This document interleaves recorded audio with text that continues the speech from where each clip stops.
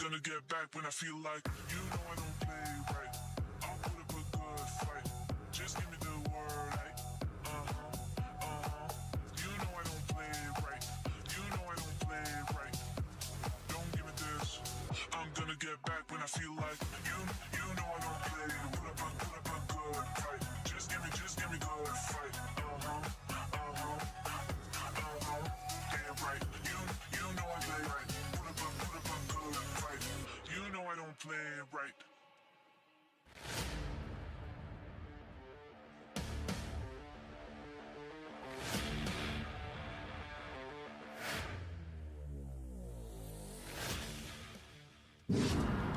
Another veteran versus a rising young talent. Well done, gets into the pocket. Flames are shooting at the back. Big angle, he turns it up, man. These guys are going for it.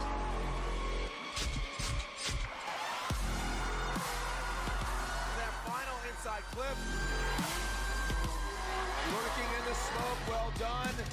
Round of applause.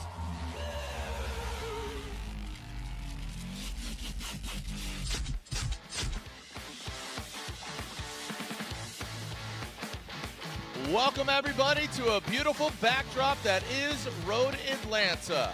This is round one of the Link Engine Management ProSpec Championship. Also round two of the Formula Drift Pro Championship. Double duty here at this iconic track. That keyhole, the horseshoe, we use many different nicknames, but we know it as the birthplace of Formula Drift 23 years ago. It all began here in 2004 with different degrees of cars.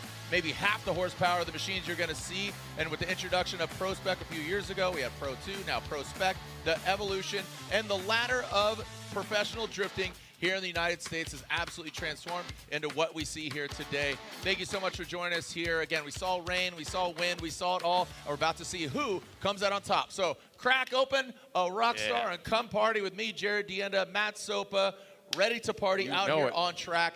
A lot of nerves, a lot of rookies. We saw our seating brackets yesterday, and now we've whittled it down to 32 drivers ready to do competition in what we call ProSpec. Why is it ProSpec? Well, they're professional drivers with spec vehicles. They all run GT radials. They obviously all run Link Engine Management Systems. Matt Sopa, you're a builder, fabricator, a driver yourself, so thank you for your insight. Let's take a look. Yeah, let's take a look back at yesterday.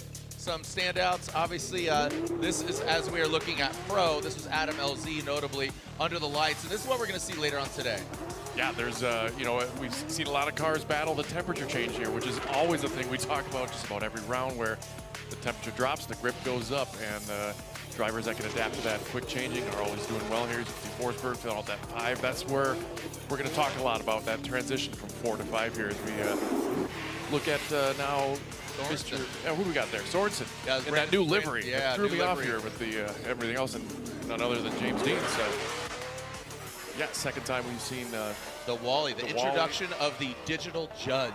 And this is something, it's interesting how, drivers, just the evolution of it from dials to obviously, with judging, the spirit of it. So the introduction of the Wally in judging, and then it will be utilized as an aid in both the head-to-head competitions. But it shows a great wealth of knowledge and insight and perspective as far as where the cars need to be. But there are 3 judges that are going to be scrutinizing the runs. But that was last night under the lights. We're going to see that today because we start here in 32. We have a halftime break where our fans can cruise around, check it out, go support the sponsors that support the series, and then eventually we'll find out who wins here. Round 1 of 4, which I got to say is definitely more difficult because every round, every run matters. It's so weighted, Jared. And not only we got, 3 new tracks for ProSpec. Let's take a look at the bracket here. We got our heats on the heats 1 through 4. Dimitri Brutsky against Matt Shulman. Ryan Kaufman, Matthew Bystrak, Adam Kappik going against Braden Loans, who was just throwing in absolute heaters yesterday. 15 years old. Good night. Cameron Sorenson against Brian Hopp. Colin Zilinsky against Jason Webb. Colin Davis against rookie Dustin Frell. Adam Hushman, Dustin Miles. Raheem against Amanda and Magmumi. That's going to be a good one. There was some other in here. We got... I think that was it. Casey Cole, Kelsey Rawlings. There's also a possible Sorenson finals if that should be pretty cool. Yeah. Jerry Johnson, a very fun-loving young man, and the young buck. This is him right here. So you're talking about Mr. Lawn, and this is a gentleman that I've never seen drive before. But I mean, what a fantastic driver. Again, Magmumi, we know what he's capable of. We saw him debut in Long Beach at the Grand Prix many moons ago, and he's played an integral role not just in his own program, but in many others' programs. Right. Talking about Shanahan and both the Shanahan brothers, to be quite just honest. Standing up those slant sixes and these BMWs and making purebreds out of them. I love it. And like I said yesterday, he's such a positive dude. Just look at him there. Congratulating Joe. That's the spirit of drifting. So, yeah. Let's throw it down. Yeah, it's really cool to see all the talent. And join us here, another member of our broadcast team, Mrs. Lorette Nickel. Lorette. Well, I am so excited.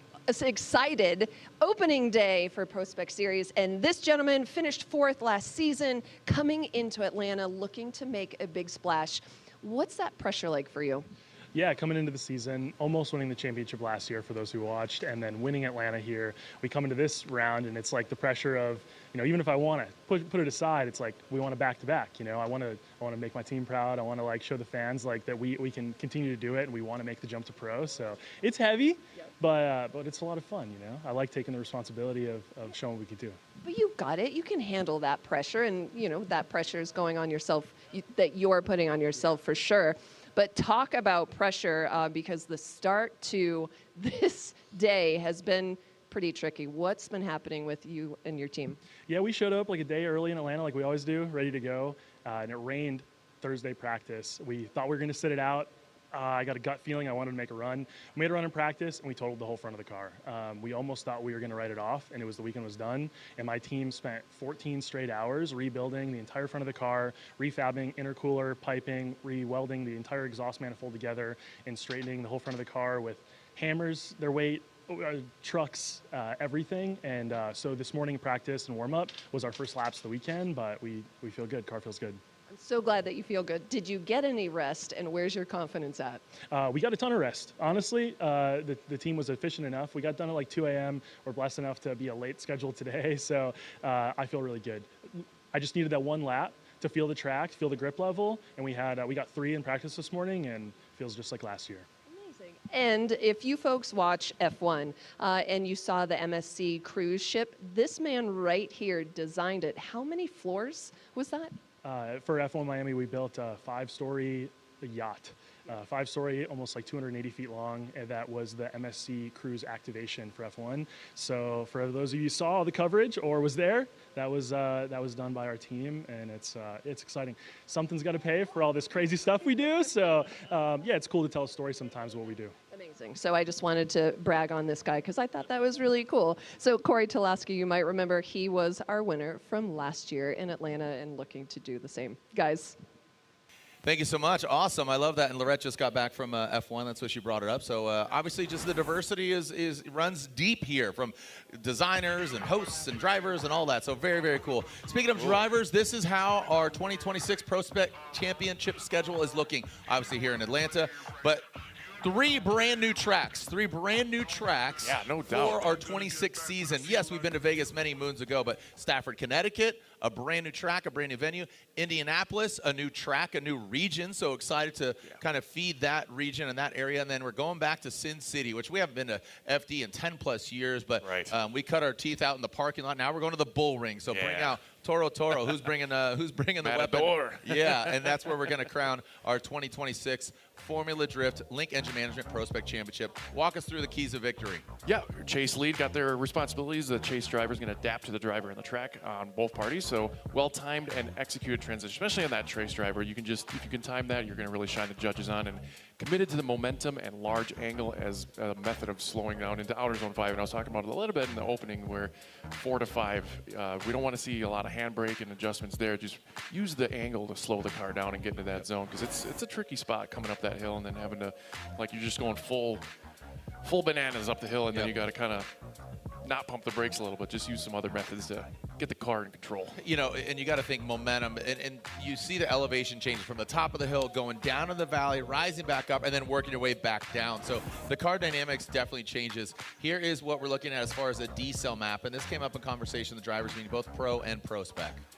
Yeah, so coming down, you get zone 1 is a full decel area. They're obviously initiating there, and they're going to go through zone 2, which is our first inner clip there, and then they're going to fire up the hill through zone 3. That's our second inner clip there. And when we're talking about the zone 4 to 5, you can see that's a very great decel area there. That's where we're talking about the angle of the car wanting to move there. You can see no decel there from 4 to 5, and then through the keyhole there a little bit. When they're coming back down, you're going to have a little bit of decel right before the finish line through that zone 8, which is also our last inner clip. Let's talk about the use of the race data lab telemetry. So, you know, we have different qualifying formats for ProSpec and Pro, so it switches to a tool for the judges, okay? So keep that in mind. It is a tool, it's an aid, it's telling you the telemetry. I mean, this is literally, it serves as a judge's best tool and the ultimate truth teller. We talk about the truth serum, but the eyes can sometimes feel it's deceiving different angles, but fault for contact, tire drops, decel and excel areas, because it's showing you decel and excel. The judges are going to be utilizing that, and then it bypasses the smoke and other obstacles. Whatever sort of wizardry the Race Data Labs uses, I'm not going to get into that. It's above my pay grade, but I'll tell you, it's been such a rapid growth, even from round 1. And here is an example of what Wally picks up and how it's used. Red. Yeah, it's decelling. Yeah, that big center line there, that's whether it's red or green is going to delineate if it's car is accelerating or decelerating. If it goes away, it's just kind of in a coast there, and you can see the blue lines are where the 4 tires are, and you can see where their placement into that inner zone 1 or inner clip there. And just super dynamic here to see how integrated we're getting in here as far as this tool. So it can really help us, like you said, see through the smoke, because when the lights come on, the smoke is just it just whites us out and hard to see. Yeah, and it provides existing data, proximity score, and mimic score. And what we saw there was Odie Bakshis's run yesterday, who actually qualified #1, and is obviously, you know, the highest score, I think it was an 85. I can't remember if it was the first or second run, just trying to recount that after a bunch of things. But, you know, it's such a great tool in our toolbox. There are judges there as we are looking at. You can see popping in bottom right-hand side, Reese Marin, Brian Egger, and Vernon Zvanveld. So these are our 3 judges scrutinizing the runs, Race Data Labs next to them, and running all our graphics. Our team here, our eye in the sky. And we have eyes in the sky, courtesy of the drones of Aaron Jesse and that of Justin Smash. So many different tools being utilized. So myself and Matt Soper right here to my left. So thank you so much for joining us out here, either in the building or online across the globe. Thank you for tuning in and watching, again, round 1 of the Link Engine Management ProSpec Championship. Excited to see some new rookies, some new blood, and just the advancement. A lot of Mustangs in the ProSpec. Yeah, they're taking over, Jared. I know you're a kin of the Ford Mustangs, and I was talking, Chelsea Denofa's up here spotting for Brian Hopp. We got Justin Pollock, he's spotting for Mr. Webb, coming to us all the way from South Africa, flying that flag. So shout out to SA in the building. I think no, we've had other South African drivers.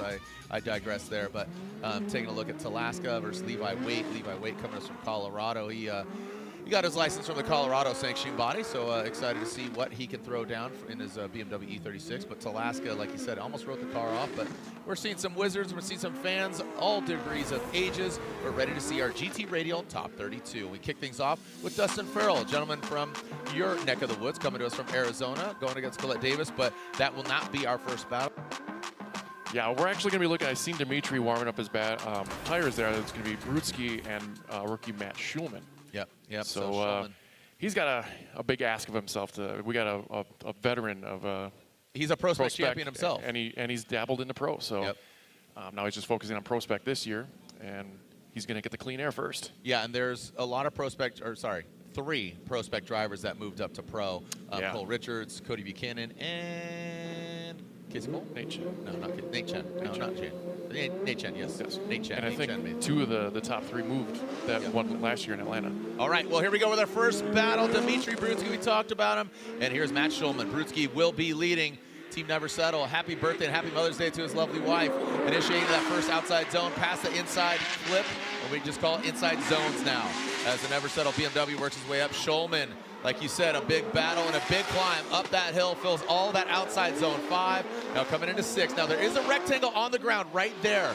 Not denoted by anything other than just that markings on the ground. Now, again, inside zone 1, that clip and that cone, that square on the ground, 3 foot by 3 foot square. We standardize that across every track.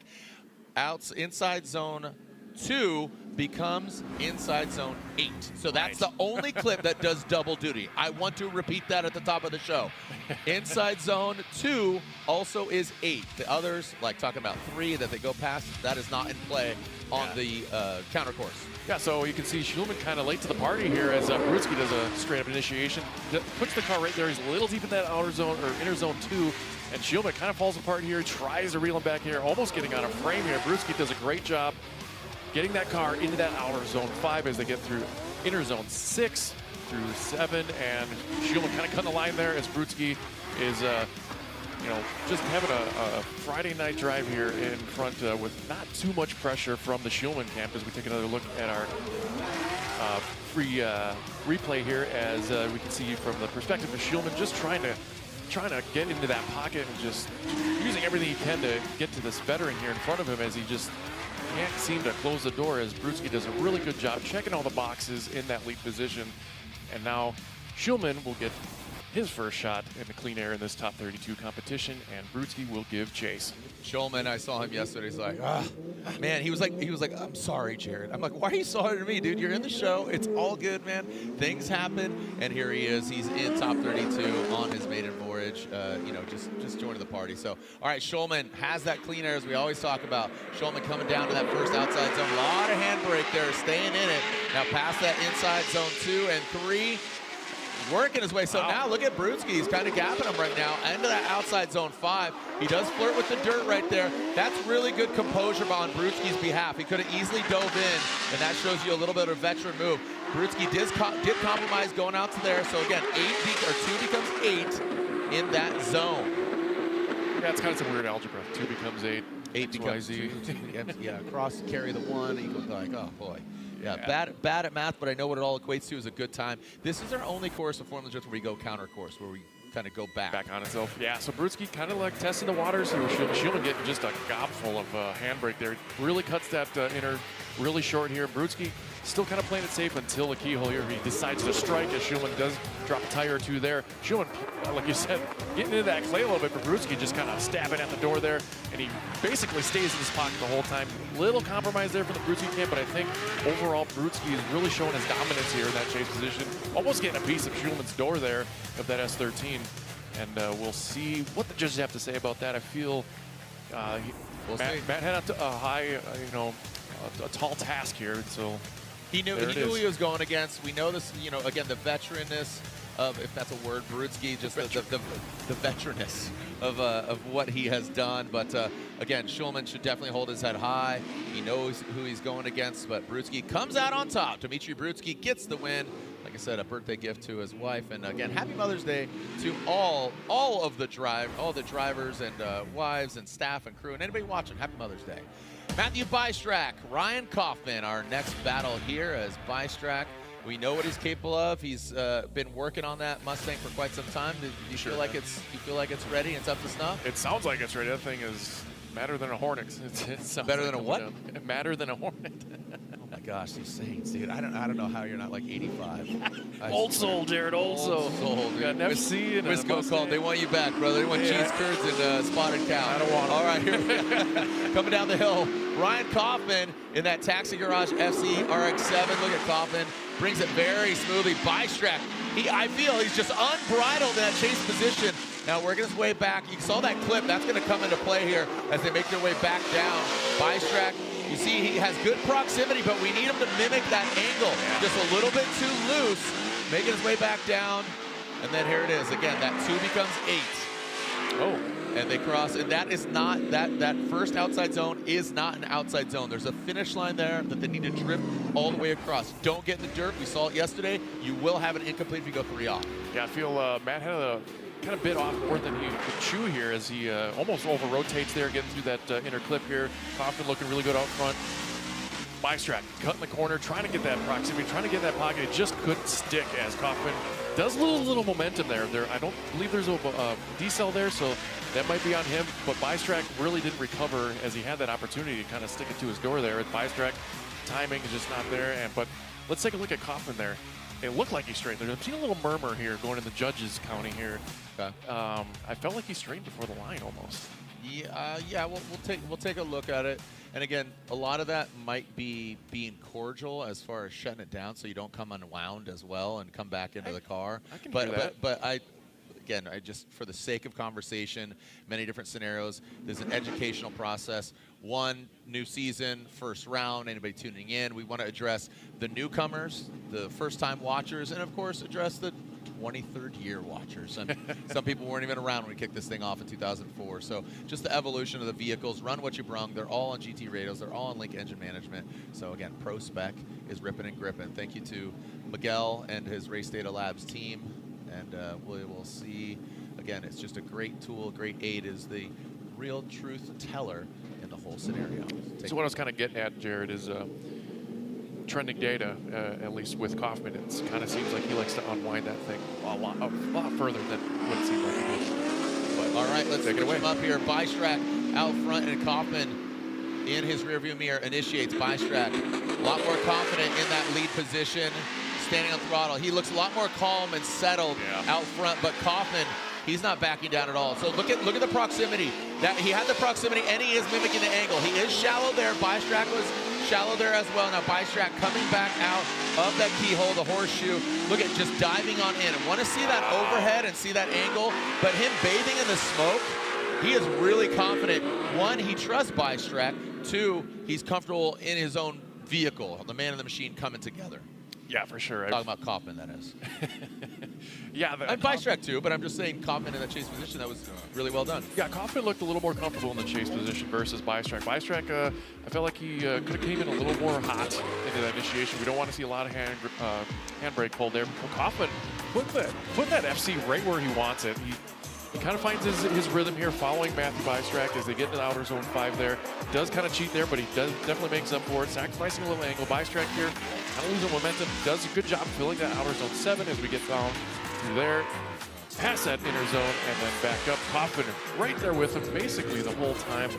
I really like what I saw from Kaufman's chase, and Bystrak did give him enough to chew on there as we now look at the replay here from our eye in the sky as Kaufman charges there up the hill. Bystrak not sacrificing too much angle, but he did do a good job using that angle to slow the car down. He does it here kind of in a weird spot. I think that's where he lost a lot of momentum, but Kaufman, like I said, great adaptability here in that chase position as he just kind of kept with Matt versus Matt's chase in when he was chasing Kaufman himself. So I feel like Kaufman showed his dominance here, but that's not up to me.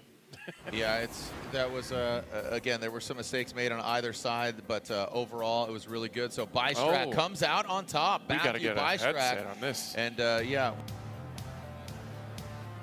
Matthew Bystrak gets the win and advances on. So Matthew Bystrak. All right, so would love to get one of our judges chiming in here. Get a bug in their ear. He's on. Reese, can you hear me, bud? Hey, what's going on? Hey, elaborate, please. Bystrak gets the win. Yeah, this was just a classic case of Bystrak having a better lead. So we can definitely see here when we're seeing the chase, we see Ryan going a really good job, staying where he needs to be. But that's all possible because Bystrak was able to put a substantially better lead in this battle. Ryan in the lead, there were some substantial errors that we feel contributed to placing Bystrak where he shouldn't have been on the track. Once we looked at everything together, we came out with Bystrak on top. So action and reaction. Okay. Yeah. Cause and effect. Cause and effect. So Yeah. There we go. Can't paint a pretty picture without a canvas. Oh my gosh, dude. Here's your Werthers. I had one of those There you go, yesterday. buddy. They had some. Here's that strawberry candy you get at the dentist. There you go, buddy. There you go. Time to go to bed, Matt. All right. You'll be real excited when I know where to almost buy 5 those. o'clock. All right. Next battle here. We got Adam Kappik and this young boy, Braden Lawns. All right. And love the Kappik livery, little homage. We got the donut livery. Ripping past that inside clip. Now, Braden Lawns, he was really strong yesterday, but that was in seating brackets. And here goes Kappik, fills that outside zone. Oh, looks like Kappik came a little unwound there. Adam. Now back down the hill. And here we go with that last inside zone. Goes Kappik getting in that dirt. So Kappik, he was tight up until going into outside zone 5, and then right there kind of slid past, came a little unwound as he was exiting the horseshoe. Yeah, he couldn't quite shake that that little mistake. I really like that. Look at that aggression coming down the hill here. Could have been a little deep or less deep in that inner clip there, but look at Lawns here, just staying up with the ProSpec veteran here. As Kappik here, you can see the car just about unwinds there, but hats off to Lawns, he's just sticking with it. So that's going to be a pretty big deficit in my eyes with Kappik up front there. But here, took kind of a wonky line wide from the live view, and he got a piece of that Georgia clay there going through the finish line. But besides that one mistake, very solid and aggressive run from Kappik, I must say.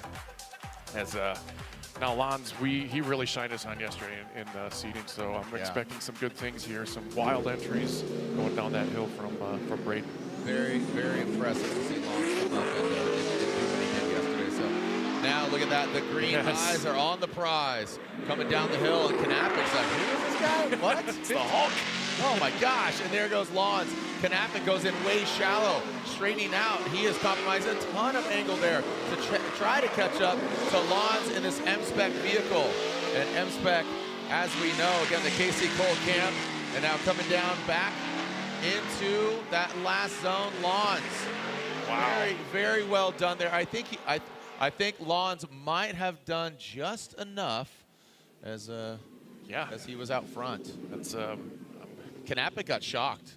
He was shook. Yeah, he did not wake up. Look at that, almost taking out that K&N banner coming down here like the least amount of handbrake we've seen initiation so far. So here you can see Kappik's like, oh my Lanta, here we go.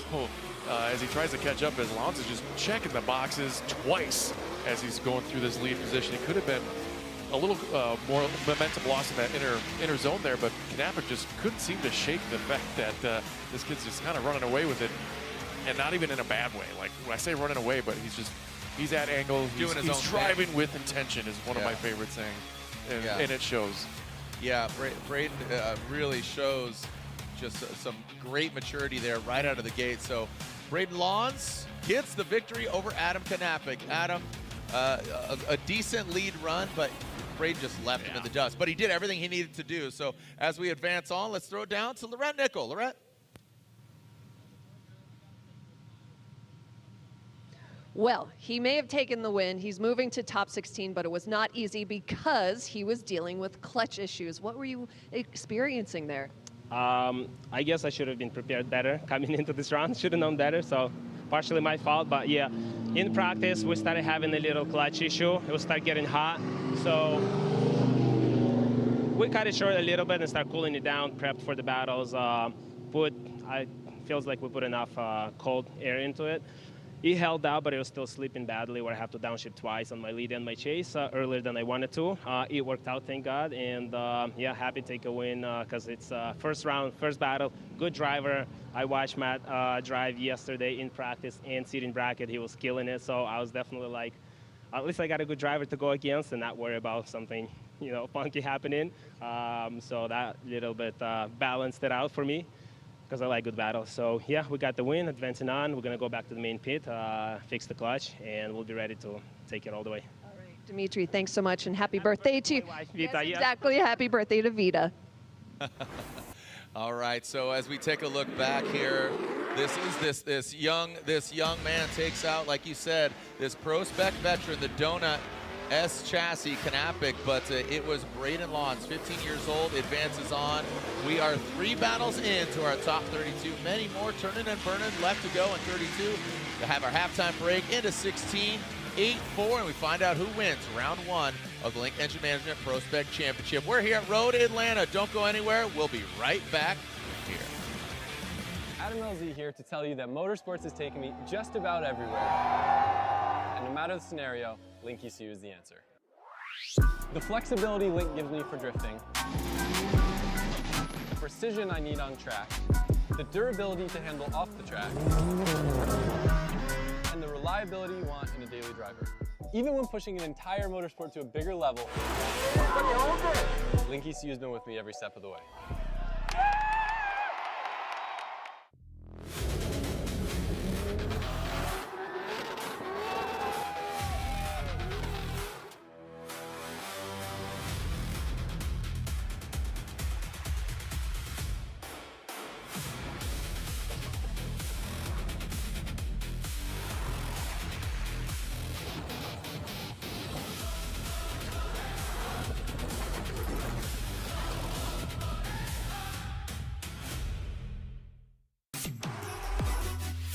BC Forged wheels, custom built per order, offering extensive design, finish, and machining options. Strength, style, and precision come standard. Track proven, street ready. BC Forged, proud sponsor of Formula Drift 2026.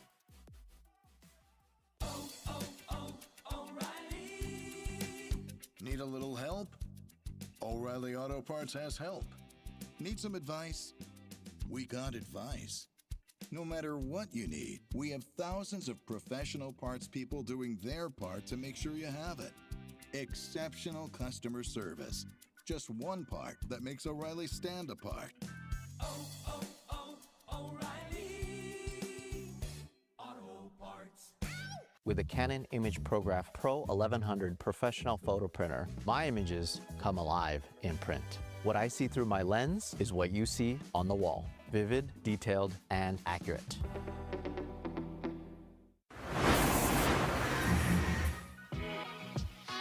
Welcome back. Like I said, it's a short break. The road to the championship. We're talking ProSpec and Pro.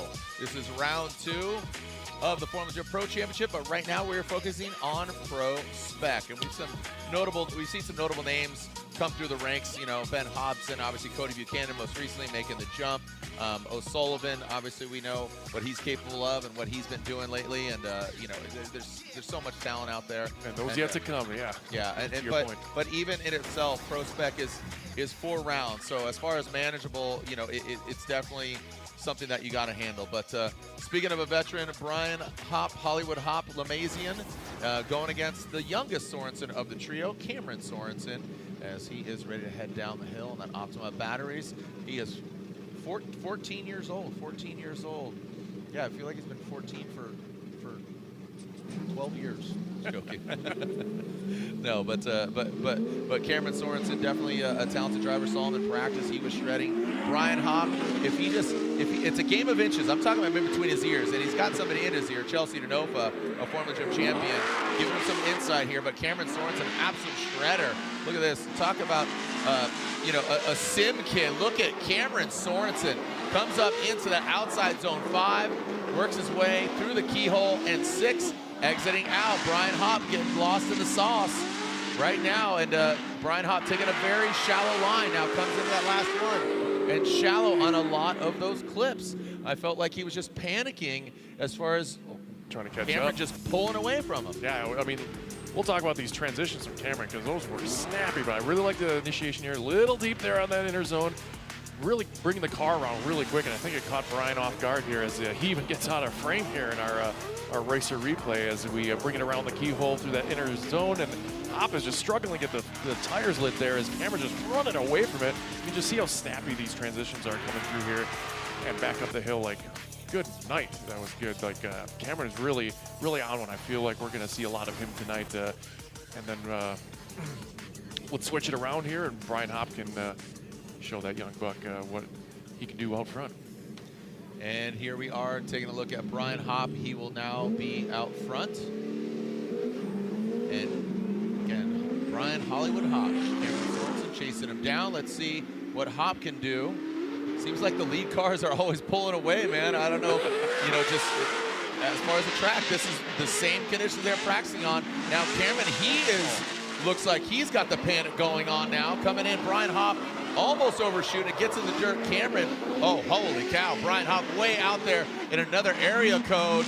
Now brings it back in. That allows Cameron to catch it back up with him going to that last clip.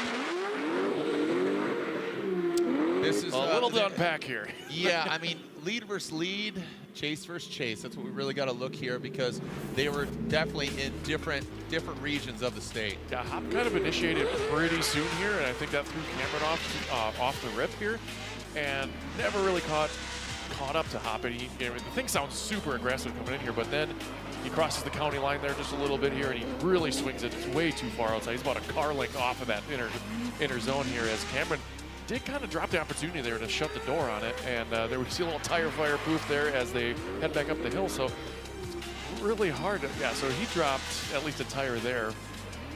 So 3 tires off is an incomplete. I haven't seen any of that in these battles, but Cameron really could have stayed in that line, even he could have capitalized on that. He could have even passed Hop if he had a little more wherewithal to see a little into the future there, that how much of a gap he left in that Well, inner clip. when you cut the corners, I'm not saying any driver, when you're cutting the corners in that lead position, that's going to expedite you getting through the course faster, right?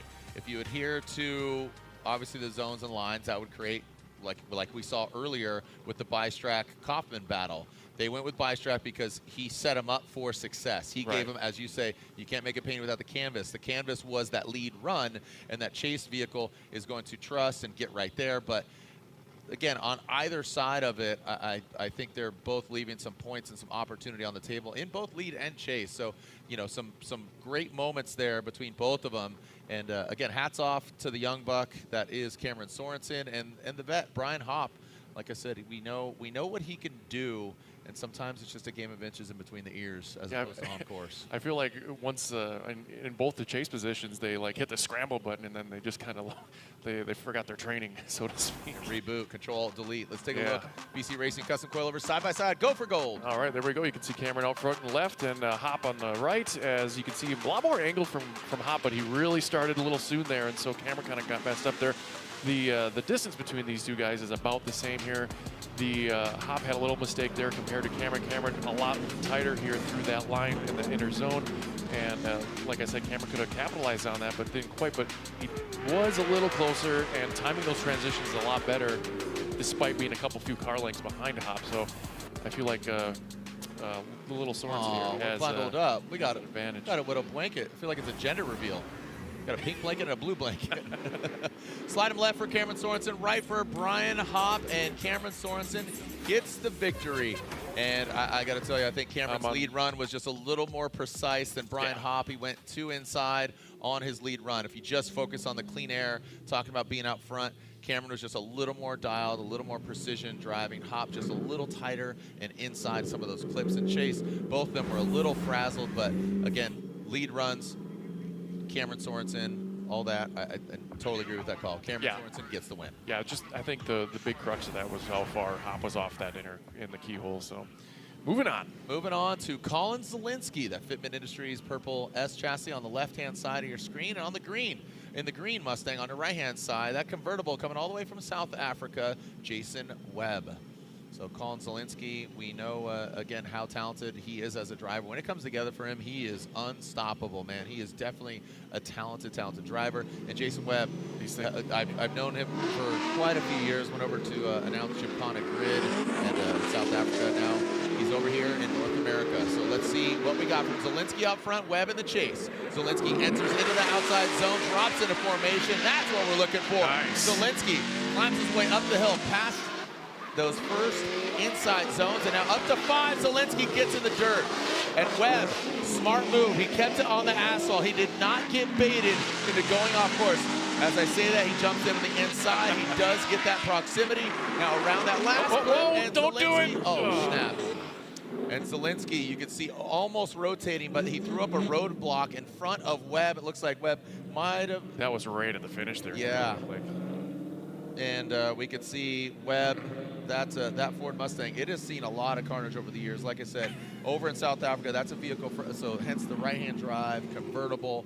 It has seen some crash em ups before. Let's just talk about Webb's initiation here in the chase position. Just right on the door, right off the rip, doing a great job mimicking the angle. Zilinsky, good car placement there. And Webb staying there right there. Best charge I've seen going up the hill from Webb in the chase position. Zilinsky just left the pasta in there a little too long, overcooked it. Webb taking advantage of that as he gets back on the door here. Still, look at that timing transition. Beautiful job by Webb there. Zilinsky still doing a great job in the lead position. This, I'm not sure if he just timed the transition a little late. The car over-rotated. And he did hit him. Yeah. Yeah, we're past the finish, but this is also the you got to complete. First run. Yeah. You have to complete the run. And with Zilinsky going off, I mean, so that's... We're going to have to deduce if that was an incomplete run with contact, and then that'll kind of decide what we're going to do forward, whether we're going to run it or give them some free 5s or 10s or whatever, competition timeouts. Okay, so Zilinsky is at fault. Okay. Zilinsky is at fault, so Zilinsky, if he wants to get hands on the car, he would have to, right? Utilize his competition timeout, and then, but Webb will be able to have a automatic 10-minute allotment because he wasn't at fault and he obviously sustained some contact, some damage. We'll see, but we will see. Absolutely. So they're going to go back to the hot pits, and we're probably going to move on forward here. Yeah, that's I would have to assume that. So speaking of Jason Webb, in his ear is JTP, Justin Pollock. Let's bring in Lorette Nickel. Lorette, who you got at the top of the hill? Well, hello, guys. Matt Bystrak and I were just talking. Listen, the tenacity that these FD drivers have to get here, big heart. You were dealing with a lot of problems rolling into Atlanta. Yeah, so we rebuilt a lot of this car during the off season. As always, it came down to the last minute. And when we finally got to test, basically the day before we wanted to leave, we had 1,000 things go wrong with the car. We were throwing supercharger belts. The water tank for the supercharger exploded. The power steering rack was just not working, failing.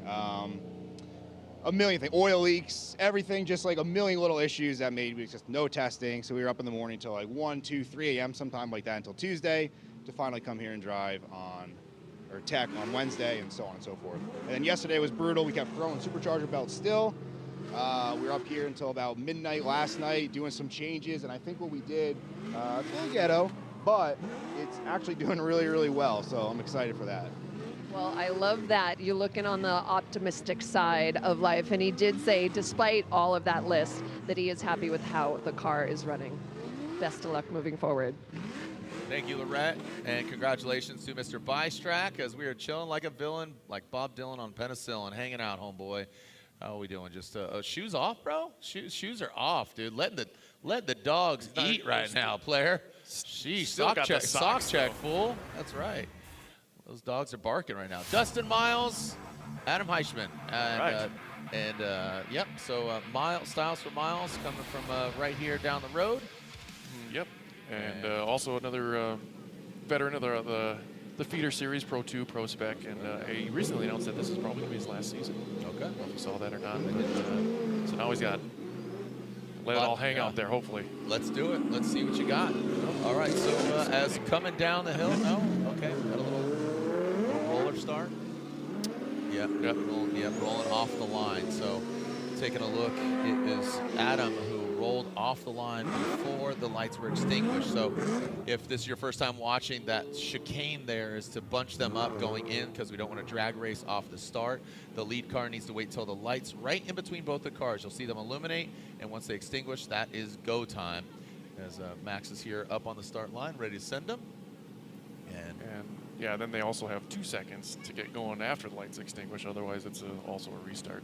So yeah, jumping the light and then icing the light. Yep. Those are scenarios. And hitting a cone. Yep. So there's a few different scenarios. 3 strikes, you're out, but looks like we got a clean start. As long as the cone's not hit, and we got a clean start. Adam out front and Dustin Miles in that chase position. Here comes Adam, hitting that rev limiter, banging on it. A lot of handbrake going that first outside zone. Miles punches that inside zone out of the way, but Miles is back there quite a bit, works his way up to outside zone 5. You see Adam bringing on in. Look at Miles tucking in nicely. And now coming out of that horseshoe. A lot of these drivers just getting that panic and just jumping up to the side on that coming and exiting out of the keyhole. That's not going to open that door if you jump in too tight. You're going to set yourself up for not success. Yeah, a few little things here down back that we'll go over here as we check out the replay. Adam, like you said, he had a lot of handbrake coming in there. I did like the, going from side to side of the track there, but it was a little too soon and set up that pocket. You can see Miles getting a piece of that inner clip here as they head back up the hill, also shallow there through that inner.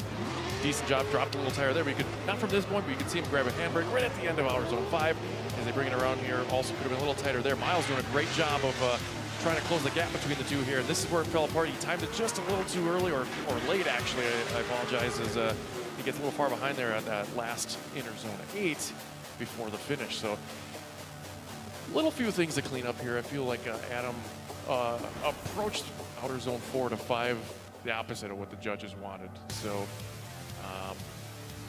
yeah.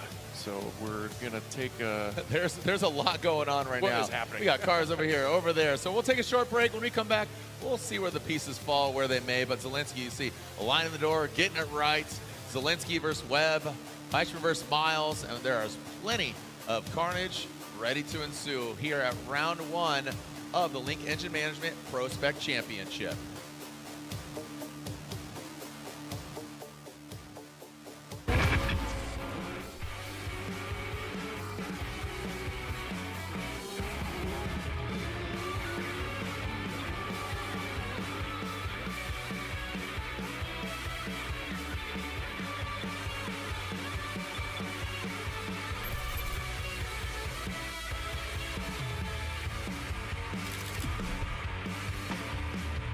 Vibe and live loud. This is what we are.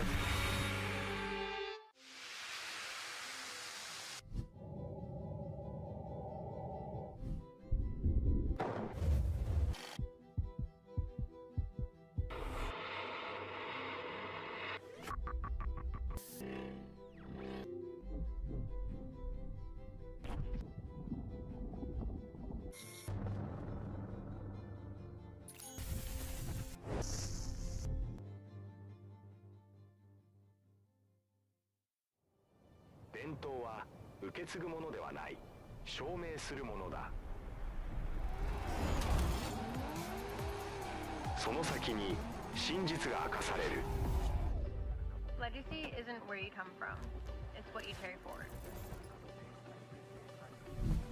It's built year after year, lap after lap, and in those moments you refuse to give up. Enios, the original JDM motor oil.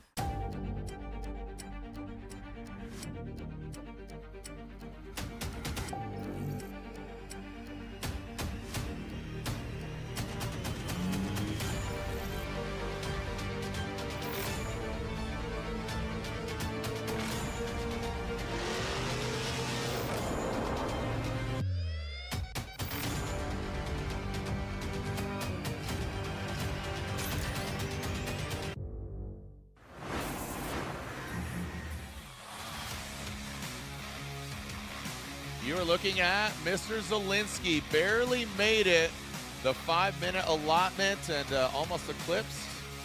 Looks like he shedded maybe a camera or a piece of something. Maybe we'll get a look at that car there. Hopefully just a big chunk of rubber.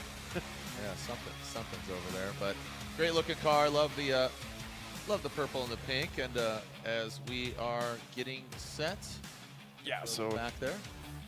Yeah, we just had the first half of Adam Hushman and Dustin Miles, which I believe Miles called the competition time. One of those guys did. And so now we're either going to get back to Zilinsky and Webb, which was a good one first half. So Webb will get the clean air if that is the case. Yep. See Logan put him in the box here, so they're going to get those GT radials warmed up. And we'll be back on the show no time. And we're going to have to, obviously with Zilinsky at fault, we'll see where that lands after this battle, and we'll bring in Reese Marin, speaking on behalf of Vernon, Brian, and obviously himself. But with Zilinsky going across the finish line, threw up the roadblock, Webb had nowhere to go. Contact was made. Webb seems to be all right, but you just never know. There might be some gremlin just still lurking and hanging out in the shadows. But we do know that Zilinsky was at fault, but where that incident happened, past the finish line, you're supposed to drift through. We'll cross that bridge when we get and to since it went to a 10-minute, allowing Webb to fix his car, I'm guessing we only go to that if there was an incomplete. So we'll know shortly after the after the second half. So Webb will lead, and Zilinsky will track him down. Zilinsky had a good lead run up until. So as we are taking a look, as you can see the metal mohawk on top, as I'm calling it, the Wally on top of each vehicle, those are the actual units that are tracking the vehicle. And every vehicle is measured with parameters and the widths of the tires and all that. So there's a lot of technology, a lot of measurements going into that. So I think it's a great addition to Formula Drift. I agree, Jared. Here we go, Jason Webb out front in that Mustang, non-stop tuning. Ford Mustang coming down the hill. Zilinsky initiating and rolling right to the side of Webb. Now coming into that third flip, making their way up the hill, drop top, flip flop, tank tops. into that outside zone 5, comes up a bit short, and that allows Zilinsky to be right there. Zilinsky knows he needs to twist the screws on Webb, but he comes up short once again, and that just seems to be the Achilles heel of every driver coming out of that keyhole. Webb comes up very shallow, he comes up very tight. Again, the car placement needs to be in that box. If it's an inside zone or flip, 3x3, it's that front trailing wheel. That needs to be in the box. Right. I really like the attack here by both parties here. Webb doing a great job putting the car we wanted. Zilinsky just whispering by that inner clip there, and Webb a little too deep on that inner clip, but he does a great job charging up here. Zilinsky staying right there with him. Webb kind of lost a lot of momentum. Not sure why. If he didn't want to just blast off the track there, but completely absent of the outer zone 5 here. Good placement there, but Zilinsky not even close there as he tries to stay in that pocket. He needs to follow that same radius as the lead driver here, and he kind of falls short there in that 7th zone as we finish it out here. So it's going to be very interesting to hear, because we're not sure yet until we get a decision to talk to the judges on if that wasn't complete in the first run on Zilinsky or not, or it was just ascertaining of collision fault. Here we go, Zilinsky or Webb. So Jason Webb gets the victory. Webb gets the victory. So again, with that contact, great run by Zilinsky, but unfortunately come to a halt. But Webb did everything he could, as we'll bring in Reese. Was that an integral part with Zilinsky coming to a halt? Was that deemed incomplete? Reese. Yeah, he ended up going off track, leading the chase gyro track as well too. So we put that blame on Zilinsky. So going into the next battle, substantially had Jason Webb had the advantage going into it. He maximized and had a better lead. He ended up getting a win pretty straightforward. Yeah, a lot of these drivers, Reese, am I correct in saying they're cutting the corner a lot, going from outside zone 5 to the inside clip, and they're coming up short. Are you guys focusing on that? I mean, that 5, 6, 7 is very difficult. Yeah, I mean, especially going into the keyhole, it's, approaching the keyhole from 4 to 5 to 6 to 7. It's really a combo, so you have to make sure that you're kind of setting yourself right, leaving 4 into 5, and it's all just a domino effect. So if you miss something or you miscalculate something, it really throws you off for the remainder of that. All right, thank you for the insight, Reese. As we move on to our next battle, it looks like we're going to advance, and we'll revisit Miles and Hushman. But right now, it's Colette Davis and Dustin Farrell. Dustin Farrell coming to us from the desert, coming to us from Arizona. Colette Davis, she's coming to us from Florida. She failed to start here. Lights were extinguished. Dustin, the chase driver can move. Colette looks to be dead in the water a little bit. Yeah, she did replace her engine, so there might be some gremlins that weren't ironed out. Motor, and also myself and Jacob Gettens were down here in front of the tower and talking to her spotter, her crew chief. Yesterday, good burnout box, rad. Went driving back to the pits, and she had the transmission. Transmission went out. So she's had nothing but gremlins here, and this is, obviously she's a talented driver. We've seen some great driving from her, and her, just her program is definitely really cool. We know what she's capable of.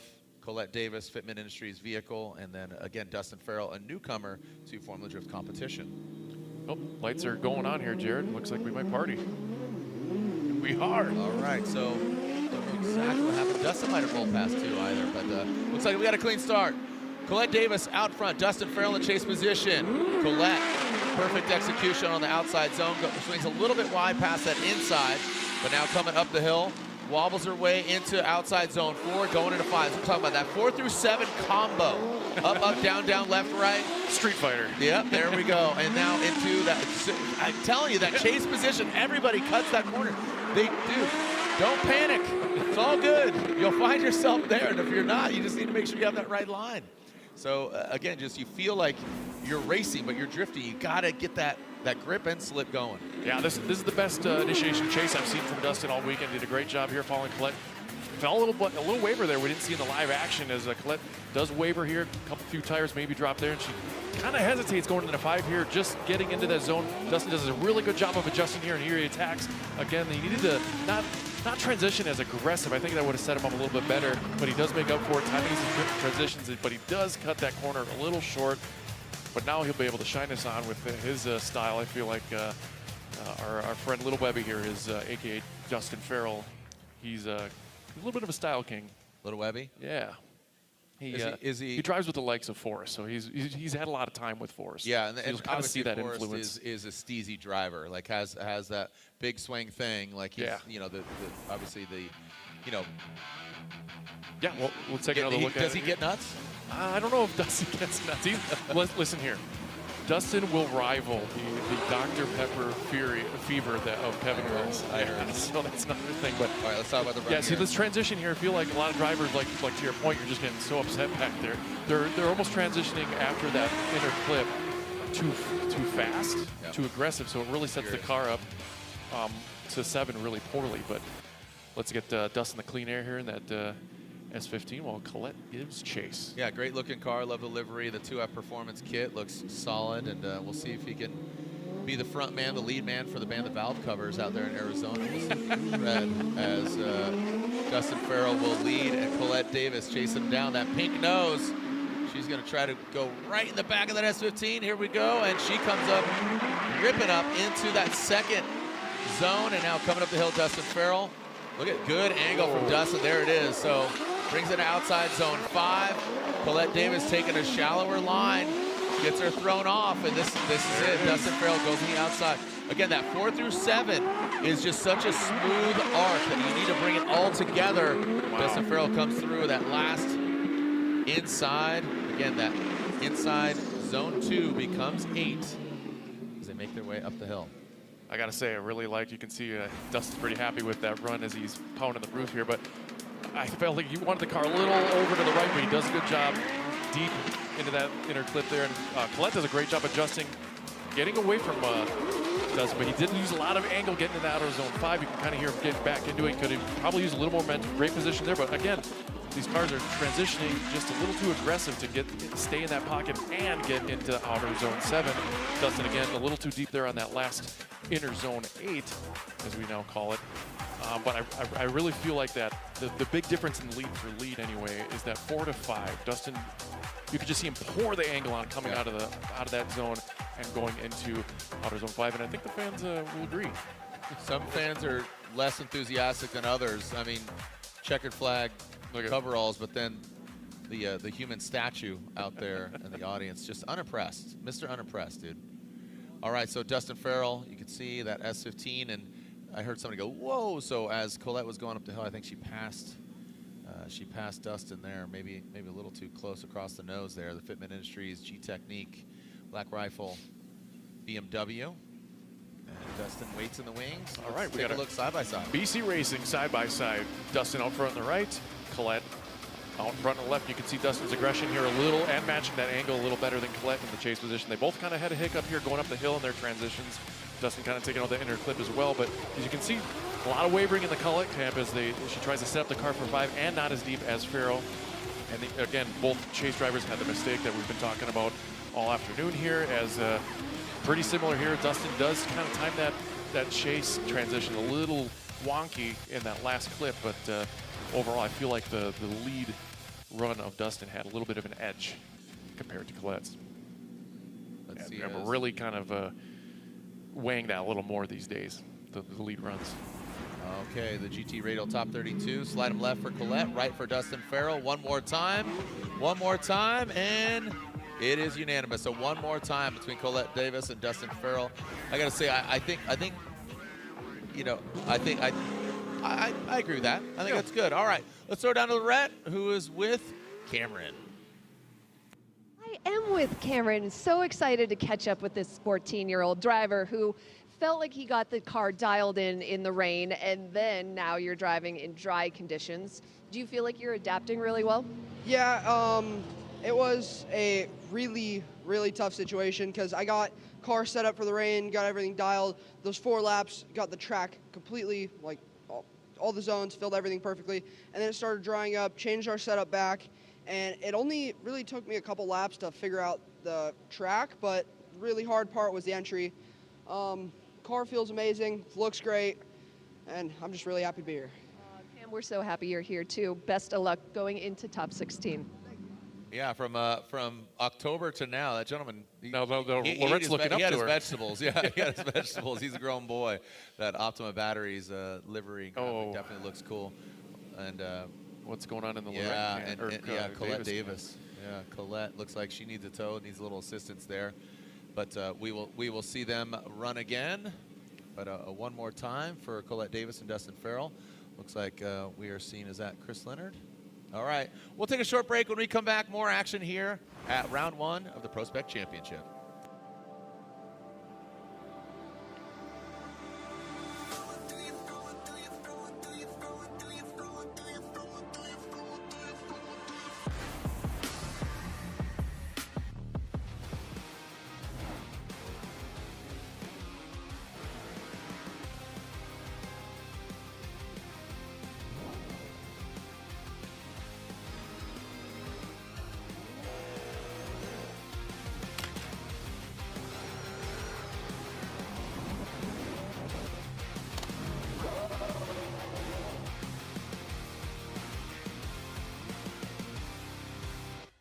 Adam LZ here to tell you that motorsports has taken me just about everywhere. And no matter the scenario, Link ECU is the answer. The flexibility Link gives me for drifting, the precision I need on track, the durability to handle off the track, and the reliability you want in a daily driver.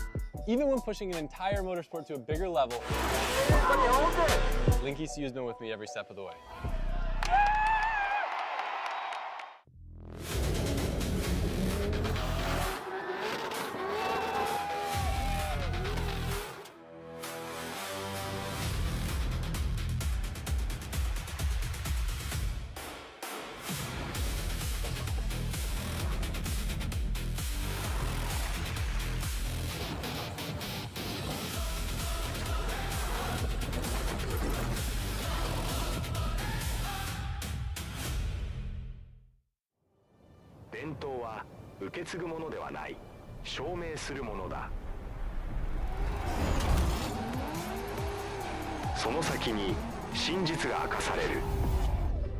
Legacy isn't where you come from, it's what you carry forward.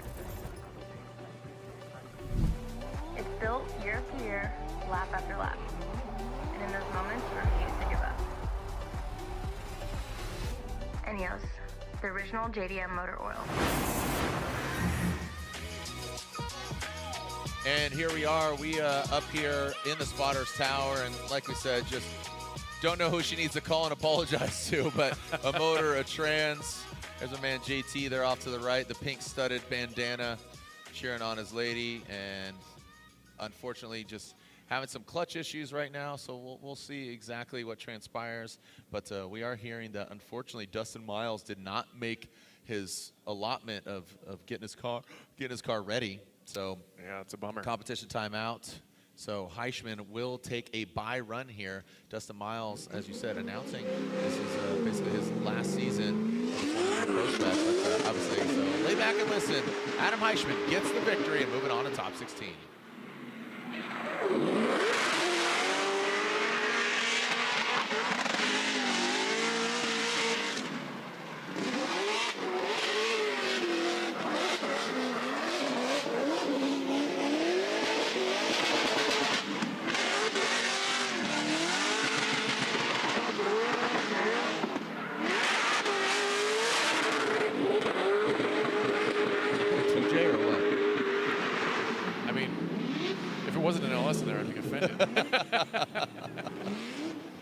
Yeah, I mean he drives that thing like a 240. It's a hybrid. Yeah, it's. But I mean it is basically a Ford 240. He's got an independent rear. You know, it's set up real well. He's done some changes over the season. It's a little different angle in here. They're adding a sway bar in the front, which we don't gotta get too in the techie weeds here, but adding a sway bar in the front can actually add a lot of grip because it like kind of corner weights. Yeah.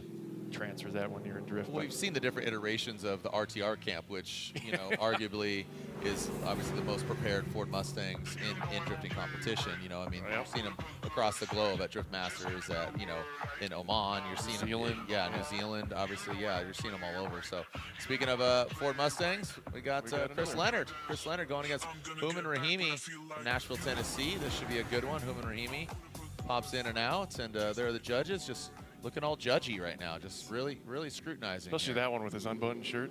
Oh, so man, judgy. So judgy. His arms crossed, body language speaking volumes. All right, here we go. Human Raheem out front, and Chris Leonard dropping down, and there is a big gap there between Human Raheem, but as Human takes out the inside clip, it shows you he's cutting the corners here. Need to get that overhead view. But let's see, Human comes in. Oh, what is happening? yeah, Wow,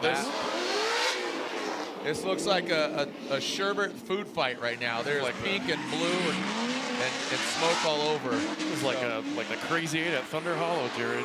Yeah. Yeah, it looked like like sherbet. Like there's pink and blue and all over. It looks like just a Technicolor music video nightmare right There now. was, I mean, right from the rip, there was a lot to unpack here. I don't know what Raheem was doing. Well, we didn't see it. It was out of the frame, but I think that was what caused Leonard to really lay back. And then he ate this cone here. And I think he was trying to hand deliver it to Raheem. He attempted the pass, got contact here. Parts falling everywhere. There's just, I don't know. It just kind of fell apart. I feel like after that contact, the run may or may not have been over or deemed over. I'm not 100% on that, but a lot to take home on that one. Yeah, I think notably, you know, it got the contact was made up there on 5 going into outside zone 5 at the top of the horseshoe, and Human looked like he was gonna come to a halt if Chris didn't hit him. Looked like he was gonna shoot in on the inside and probably had to straighten out. So and if you remember our decel map, there from 4 to 5 there isn't much of anything there for a decel. They want the cars to use their angle, and like you said, Rahimi just about parked it there. Yep. So got a little chaotic, like you said, right from the gate, but fierce gaze. Oh man, so just you can't unflappable. Not underneath those glasses. I don't know if there's stone in those eyes or what. But now we just turned to stone. Oh man, you can't take the glasses off. That's the shield. Oh, he's breaking. He's breaking. He's otherwise, right now. You take 3, his power. 2, 1. Okay, we're back. We're back. Oh, okay. We've gone to the upside down, which was filmed right here in Georgia. So, all right, our Toyota Gazoo Racing Tundra picking up some bits, and as the sign said, homeboy said yard sale. Yard sale. That was a block sale. Yeah. So we're gonna have some competition time out here as Rahimi's pulling off the line. Leonard probably went straight to the hot pit. That thing has a couple of black guys in the front of that Mustang. Just trying to deduce who is at fault. And we are getting clarification. Human Rahimi is at fault going into 5. That's fair. Chris is going to take his 10, his dedicated 10, not utilizing. Human is not going to call a competition timeout. So Human is confident that his equipment is good, but Chris Leonard is saying, yeah, of course. I mean, no harm, no foul. Why wouldn't you get hands on it? Yeah. This could be something no doubt. Very minute or major in order to continue on in competition. Chris Leonard already back in the pits, but Human is not able to get hands on the car unless he uses competition timeout. I don't know if that's the best strategy possible. Looks like we're going to go on the other side of the bracket here. Yeah, so we got Dimitri. We got our 16 shaping up here. We got Dimitri Brutsky against Matthew Bystrak. Braden Loans against Cameron Sorenson. A couple young bucks there, only a couple few years apart. Their ages combined don't equate to mine. Or mine. If we're being honest, they're almost a third of our age. 29 years old between them. That's awesome. Yeah. Yeah, we got fans there throwing out the big love. Thank you for joining us out here. Toyota fans got their Gazoo Racing shirts on. As Levi Waite joined us from Colorado, operates that, and Corey Talaska, what a ledge Corey Talaska is. I didn't know he built yachts. That's awesome. Yeah. Super cool. So I'm on a boat doing flips, you know. The Nina, the Pizza, the Santa Maria. Here we go. Talaska coming down the hill. Wait. He's not going to wait. Let's see what Talaska got for him. All BMW battle here as Wade comes in hot. Chasing him down. Talaska in that Fuel Lab BMW. Coming on up into outside zone 5.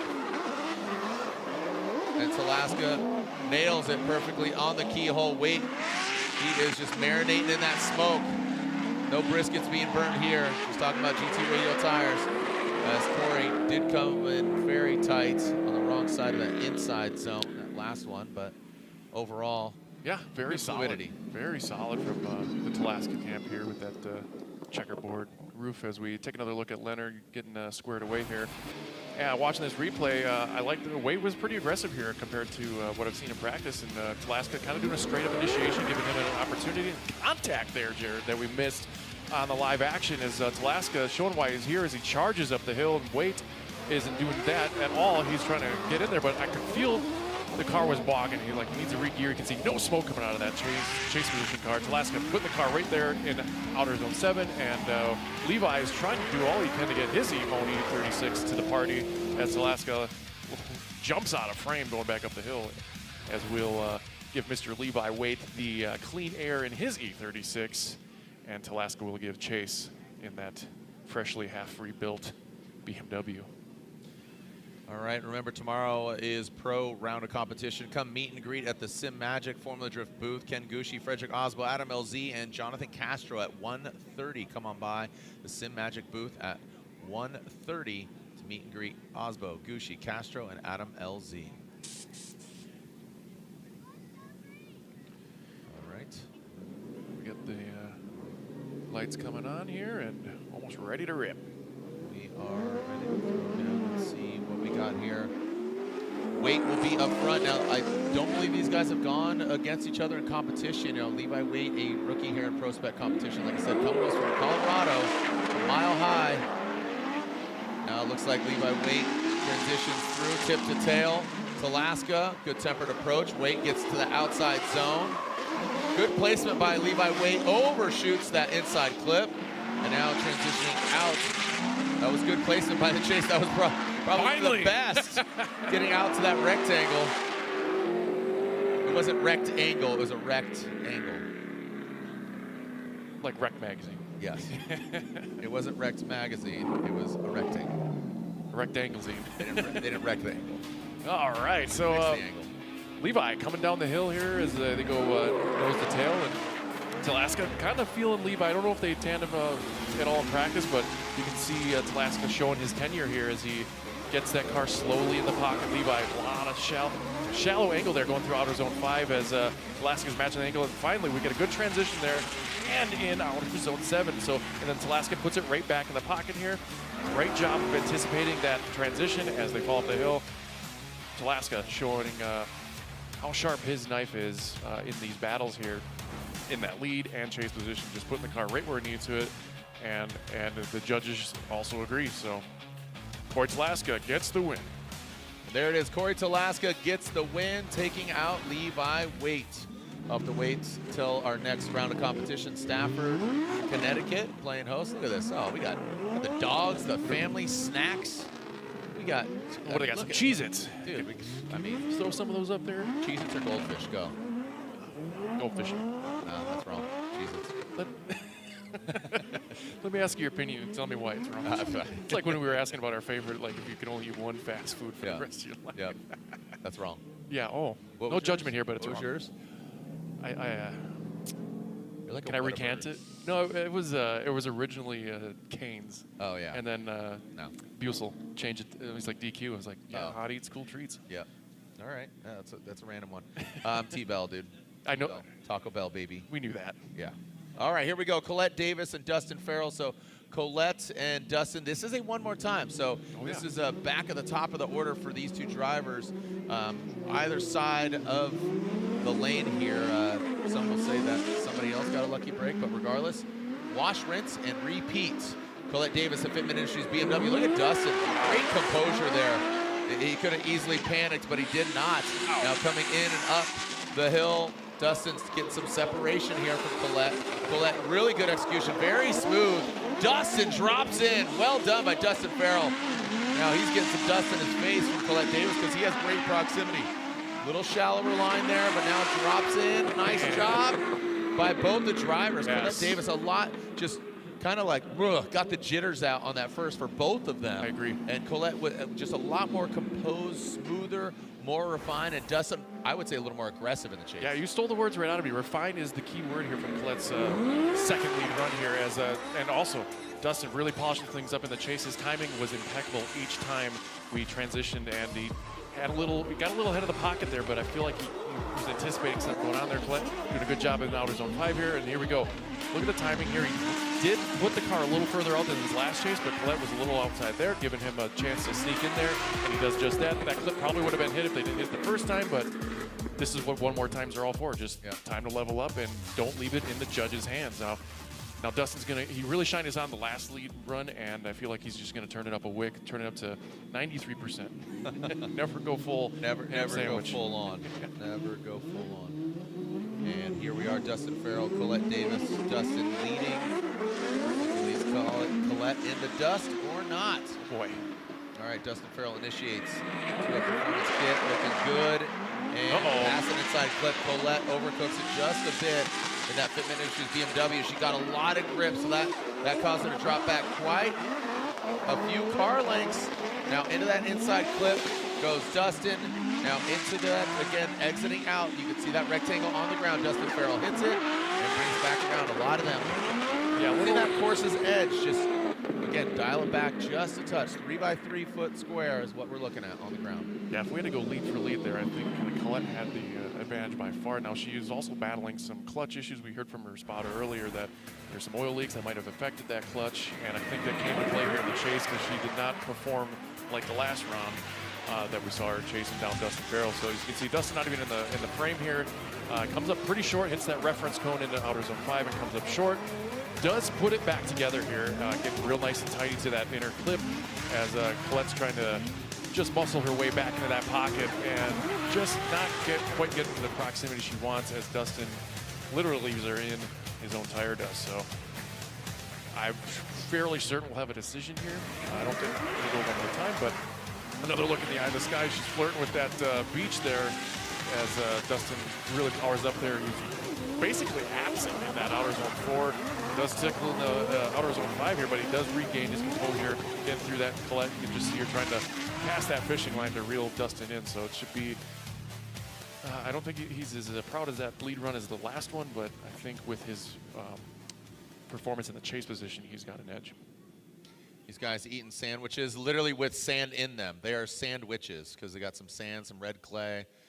And look at that dude's beard. That guy, that's an extra from Lord of the Rings, right? I thought so. You shall not pass. Which one is not going to pass? Is it Colette or is it Dustin Farrell? Who is going to pass? Who's going to move on? We'll see. Yep. And we are just inching our way. With this battle, we'll officially be halfway through our top 32. Yeah, because we're waiting in the for Chris Leonard and Leonard his 10-minute allotment here. Yep. Ooh.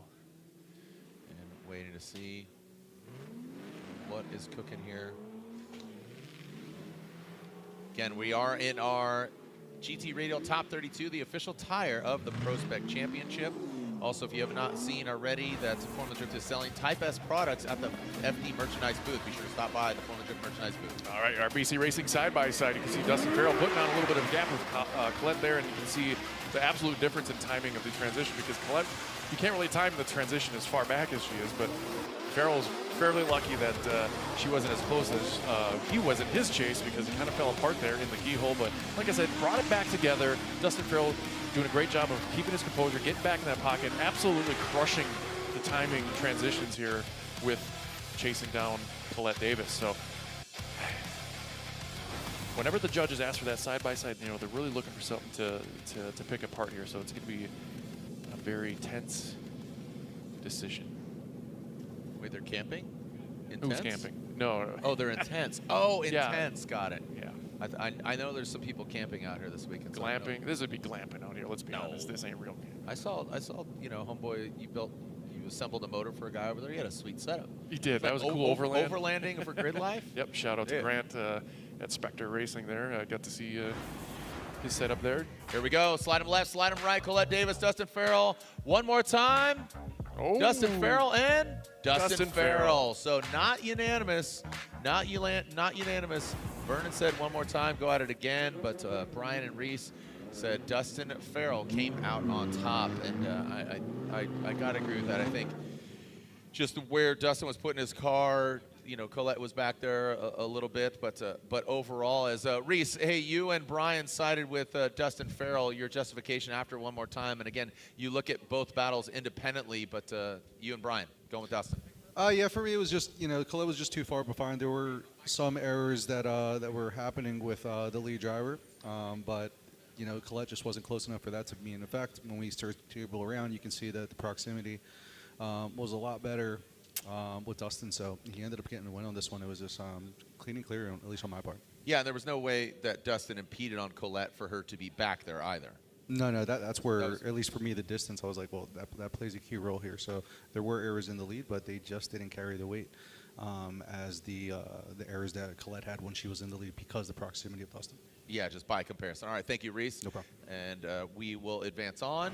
Justin Farrell gets the victory as we take a look at our race data labs. This is Wally. Awesome. So again, this is an aid. This is an aid. This isn't actual digital judge like we utilize it in qualifying for pro. Yeah, so this looks like run 2 here. You can see how short Dustin came up with that outer zone 4, getting in there with outer zone 5. But like I said, he really did a great job of buckling down and putting the car back where it needed to. You can see Colette. Also the green and the red. So green means accelerating, red means it's decelerating. So the momentum of the vehicle. Right. All right, we're looking at our phones. Watch the competition. Come on, quit looking at your phones, kids. Yeah, I'm talking to you. Come on, pay attention. Look up here, look up here. All right, let's throw it down to Lorette. Lorette, keep these kids entertained. Stop looking at your phones. Put them down. Who's looking at their phone? There's so much action. There's so much good stuff happening here at Road Atlanta. And Adam, just wanted to get a check-in with you. Completely refreshed car, and you said some side bites. So you're kind of getting readjusted to driving it on this Atlanta track. Yeah, Synergy Racing Development came on board this year. I got a big front sway bar and a rear knuckle. So yeah, the side bite's insane. I've been driving it like I drove it last year. And going down the hill, it used to float, and now it's not floating because of the side bar. So I either got to just drive it harder or just change my timing of when I do my flick. But other than that, the car feels good, feels fast, and yeah, I'm just excited. That battle against Dustin, I did not want to win that way. Dustin's a buddy. I mean, we battled in clutch kickers, ended up second and third at clutch kickers. So, but now all I got to do is just go win this thing, so Dustin doesn't feel bad losing that way. Because, yeah, you never want to win that way. You want to actually have a battle, and I wanted that tandem practice following him, but we'll just go into 16 with high hopes and full of confidence and just send it. Best of luck. Thank you so much for your time. Thank you, Lorette, and congratulations to Hushman as we move on to Casey Cole versus Kelsey Rawlings. This should be a really good battle here from drift to reef. Got a whole scuba diving activation. Yeah, become just an avid scuba diver. Are you going? I'm not. I'm good. Here we go. What we are going to do is dive on into competition. The M-Spec. Wow! Whoa! Overcooks it. Kelsey Rawlings. Saw she had a dog earlier, but I don't know if she needed to go into the kitty litter. So as we can see, Casey Cole continues on. Not the tightest either. That is not airtight. He needs to equalize that car as he makes his way through competition, the M-Spec vehicle. So some moments there, almost set out to sail, maybe got a little landlocked by both the vehicles here. So Kelsey got in the kitty litter. And she got out of it, though. That was the main thing. Wow.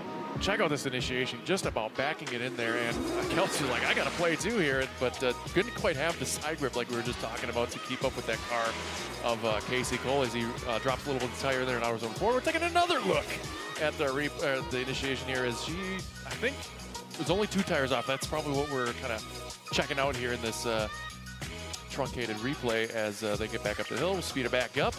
And Casey Cole, you can see he kind of veered off course there, sets the car back up to that inner clip, does a good job of retransitioning into that outer zone 7, a little deep there. And Casey Cole, Kelsey not even in the frame here as we kind of change angles there, going up the hill. And clean up on aisle 3. Yeah, I mean, again, a very, very fast-working crew here. Absolutely working on a masterpiece of a track. Some would say, look at all that glam. Da Vinci or Van Gogh. It's different artists. I mean, the great wave of gravel and dirt and dust. Yeah. Speaking of artists, look at our driver just painting the wall there with the Georgia clay. Yeah. Yeah. All right. But yeah, Casey was looking really good in practice earlier. I didn't expect him to come out just guns a-blazing here in 32, but what a show he put on. But needed to refine a little bit because I saw like a few runs where I thought it was like him and Braden Lones have the M-Spec cars, and their colors, I almost mixed them up because they were just driving incredibly. So hats off to Casey because he's really leveled up here in his driving. All right, let's take a look at Wally. So again, this is interesting. So again, it's an aid. So red means decel, green means excel. Also, you can look at the telemetry here as far as miles per hour. You can see the degree of angle on left and right. So Rawlings there, and again, Casey Cole. Also, the red and the white squares or rectangles, the split in between. There's a white line in between. Basically, the white is where you want to place the car.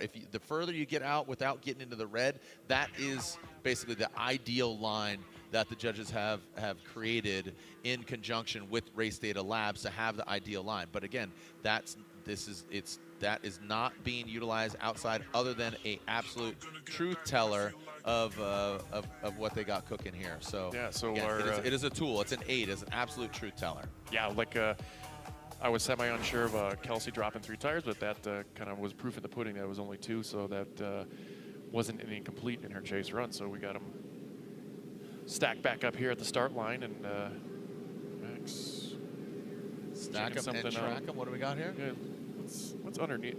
What's by Max's legs there? It's like a cone, or maybe is that an extinguisher? I don't know what's there. Oh, they're cleaning up probably a little spill there in front of Casey's car. But yeah, that Wally system is really cool to see. Like I said, wasn't sure if Kelsey dropped 3 tires off on the visuals that we had, but you could definitely see that on their system it was just only 2. Okay, you can see the dual burnout box. Look at all the rubber being laid down over the last few days. Right. Yeah, it's been great. And this is a joint venture between Grid Life and Formula Drift. Grid Life has joined the party here for us once again. Some great racing between all the different classes and categories, including the rush vehicles. I know got Ellis Spezia out here. Saw quite a few other drivers out here ripping. Don't know if Nate Hamilton's in the building, but I saw Hurt, T-Pain. They're here in the building. They're drifting. They're not racing traditional racing, but it's cool as we're still cleaning up the track a little bit, just bringing that gravel around. Because once you get into that kitty litter, you're unfortunately going to drag some gravel out there on the track. But glad that she came out unscathed. Once you're in that deep, I thought she was. That just kind of shows her tenure here. Like you see a lot of these rookies. We have 13 of them this year, and I'm pretty sure a decent percent of them got familiar with the kitty litter, and we're like, oh, you got to stay in it. And you just you lock up the brakes, you're done. Park it. Yep. So good on her for staying in it. Beached as brew. Beached. Here we go. Kelsey Rawlings out front. Casey Cole in that chase position. Kelsey Rawlings tip to tail. Kelsey initiates. So does Casey. Right. Simpatico. Wow. Right into that inside clip. That is inside zone 2, 3 into 4. Some wavering there by Kelsey Rawlings. Casey unaffected into outside zone 5. You see Casey Cole dive in, but he allows Kelsey to transition in front of him. Want to get that overhead view. Now coming to that final inside zone. Kelsey taking it out. So, like I said, and we talked about this, at pace, it has got to be very difficult. You navigate this, go up, down, elevation, all around, and you got one more clip for glory, and you're just looking fixated on that cone. You're going to be off it just you're in your own smoke. I mean, it's one heck of a ride here. As Casey really living up his driving here. I'm really impressed with his chasing prowess here against Kelsey Rawlings, as she does a great job placing the car. Adds a little too much angle. I like the idea there, but it really kind of slowed the car down and made her kind of choke up the chase driver there as he had to make some adjustments. Good job, Casey, right in that box like we've been trying to pound into these drivers' head mentally to stay in that box and stay in that pocket for that outer zone 7. So good job on both parties. I really like the aggression I've seen in the Kelsey Rawlings camp. So here's the judges have made their decision, and Casey Cole gets the win. Hey, don't take my job, Matt. Well, pay attention. I'm paying attention. I'm talking to president and co-founder of Formula Drift, Ryan Sage, over here. And this guy's chilling. Woo! That's a hard shaka, bro. That's a big shaka. I don't know, is that proper shaka? More loose fingers. You did like the hard shaka. Throw me another shaka there. Well, look at that popping. Dang. Throw me another shaka, dude. See, that's a hard shaka. If you ask, I don't know if he's from the island, but it's kind of loose. You kind of throw it like that. So that was a hard hang loose. Well, dude. yeah, I like the delivery. That was yeah. Yeah. You got a second half battle. All right, so Casey Cole advances on. Human Rahimi, Chris Leonard. After some contact between Rahimi and Leonard at the top of the hill, Leonard got his 10-minute allotment. Human did not use his competition time out. Bold move, Cotton. I don't know if that's going to work out. You can dodge a 350Z, but you can't, you know, can you dodge a ball? You know what I'm saying? No? What do you got? That's a question for Rip. Dodge ball. Only Rip Torn can answer. All right, here we are. We're not live on the Ocho. We are live on Racing Network, though. Here we go. Chris Leonard coming down the hill. Human Rahimi initiating in. Chris Leonard, good initiation. Human Rahimi keeps it consistent. Good job. Oh, Chris Leonard center punches that third inside zone. Take it out. Oh, he's collecting them all, man. Did not know the cones had Pokemon inside of them. He's absolutely exploding them. Drops a cone. What is this, Mario Kart? Yeah, dude. No bananas were hurt in the making of this run as they make their way up. Leonard taking out that cone, taking one as a souvenir, throws it in Rahimi's face. All right, yeah, a little bit. It again. Kind of had a wonky start to his initiation, but he put the cars in where he needed to. I like the position of both cars here. Human a little late to the party in the transition, but Leonard kind of choked him off there in that inner clip there. Is a little shallow in the outer zone 5. Does get it back together here for that inner clip there as we get through outer zone 7. And Raheem cutting that corner again as the shell of that cone gets dropped by Leonard, and Raheem just kind of fall behind there in the second half of the battle here, which is also going to conclude this battle, and we're going to be ready for a decision here unless I have a feeling the judges are probably going to want a side-by-side. It's just an intuition here. Well, it's been some time. It has. I can't even remember. Between that first battle. Yeah, if you recall here, as we see some raw data, that there was Rahimi almost parked it going from 4 to 5. And there was a collision, and then they kind of kept going, and it just was less than stellar, as I like to say. Well, I mean, tell you what, one of the hardest working guys out there. You know, just the red coats. The red coats. All right, Chris Leonard gets the win officially. Chris Leonard gets the win. Again, with Human Rahimi being at fault. As we advance on, let's head back up the hill. Lorette. Hey, Jared, thank you so much. Yep, we're right at the top of the hill here in Dustin. Man, many of us saw the crash that you had yesterday. The car sustained damage. What's happening with the car, and where are you at? We have a bent subframe. We have a bent chassis in between the subframe and the traction rod arm on the subframe is bent, and it's actually just weaker. As we've been driving every lap, the toe has been changing, the camera's changing, knuckle angle is changing as we go. Try to do as much as we can to brace it. Now we're having to extend the arm to the point where it's not going to extend anymore. So we're just hoping for the best, and we're just going to keep on driving it until the wheel falls off. Wow, it's amazing that you're driving and you can feel that change underneath you. Yeah, you can tell the toe changes a little bit coming down the hill when it gets some load on it. Like it's not consistent. So. Okay, well, fingers crossed. Dustin, thank you so much. Dustin, soft-spoken, but when we come back, more action continues. That guy's ready. That guy's ready for battle, baby. More battle when we come back here to round 1 of the Link Engine Management ProSpec Championship. And all signs are looking like we're having a good time. Don't go anywhere. Adam LZ here to tell you that motorsports is taking me just about everywhere. And no matter the scenario, Link ECU is the answer. The flexibility Link gives me for drifting, the precision I need on track, the durability to handle off the track, and the reliability you want in a daily driver. Even when pushing an entire motorsport to a bigger level,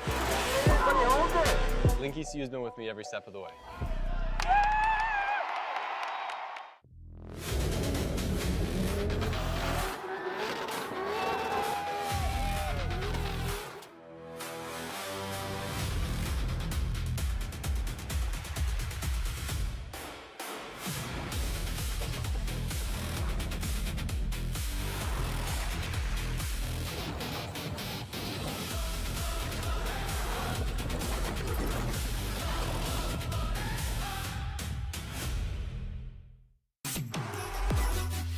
BC Forged Wheels, custom built per order, offering extensive design, finish, and machining options. Strength, style, and precision come standard. Track proven, street ready. BC Forged, proud sponsor of Formula Drift 2026.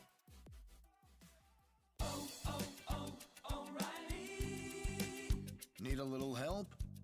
O'Reilly Auto Parts has help. Need some advice?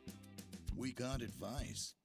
No matter what you need, we have thousands of professional parts people doing their part to make sure you have it. Exceptional customer service. Just one part that makes O'Reilly stand apart. O'Reilly Auto Parts.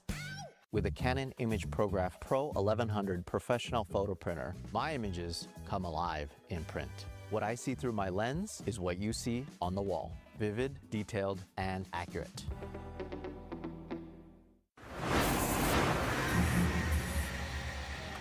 Kiss the ring, He's the dude. first one. Kiss the ring. First one to kiss it. Kiss the ring. I love it. That ring's bigger than you. Grid Life FD conversion, So inverted. sick. Is it good? I got to run with T-Pain, Denofa, dudes I would never get to drive with. Forsberg was out there. Dude, that was awesome. That was sick. You ready to go for a rip or what? I heard it's your first time driving a stick. Yeah, never driven a manual. Yeah. All right, send it. Yeah! Mustang unleashed! With this rings, you guys are now officially married. Thank you so much. You may kiss the bride. Send it on 3. 1, 2, 3. Send it! Accessories? I mean, checker flag's pretty fire, right? All right, I want this. And oh, you like mine? This is Ryan Turk. This is who won the event last year. 1,400 to 1,600 tires a weekend. Dude, tire machines. Smile for me. Yeah. All right, we're about to send it here once again we are officially more than halfway through competition. Look at that. The gang up there, BMX kids, got Webb, Taska. It's like somebody from Colette's team, maybe, I believe, him and Raheem. So, again, just at the top of the hill. Honestly, I'd love to announce from up there, just like with the drivers and what's going on. Let's make it happen. Nah, we're good. I mean, as much as I want to, obviously this is the ideal location. But right. All right. She's placing her bets right now on next bets for tomorrow. Look at it. She's swiping, liking. They're both looking super cozy. Oh, dude, just chilling right now.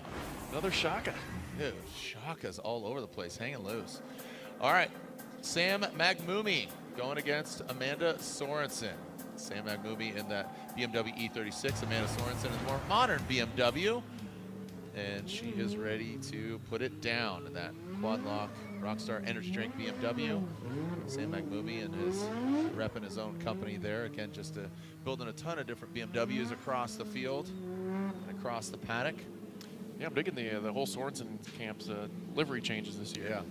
Yeah. Kind of setting themselves apart from like there's like the cues to set them apart earlier, but now we got, you know, the night mode. Sorenson Motorsports on Brandon's car. Got the Optima batteries on Cameron, and then the quad lock Rockstar on Amanda. Here we go. Amanda Sorenson will lead. Coming down out of the chute, and looks like not yet. And rolling again. So that hill planned to roll. It's about the 4th time we've seen that between the last few days. Yeah, no doubt. All right, Amanda making her way. She's been a busy gal in the off season, the on season. She's traveling all over and doing different things. So it's good to see her driving in different vehicles in different countries.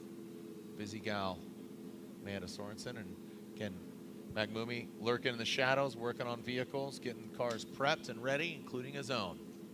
All right, let's take a look. Amanda, Mrs. Sorenson, and Mr. Magmumi.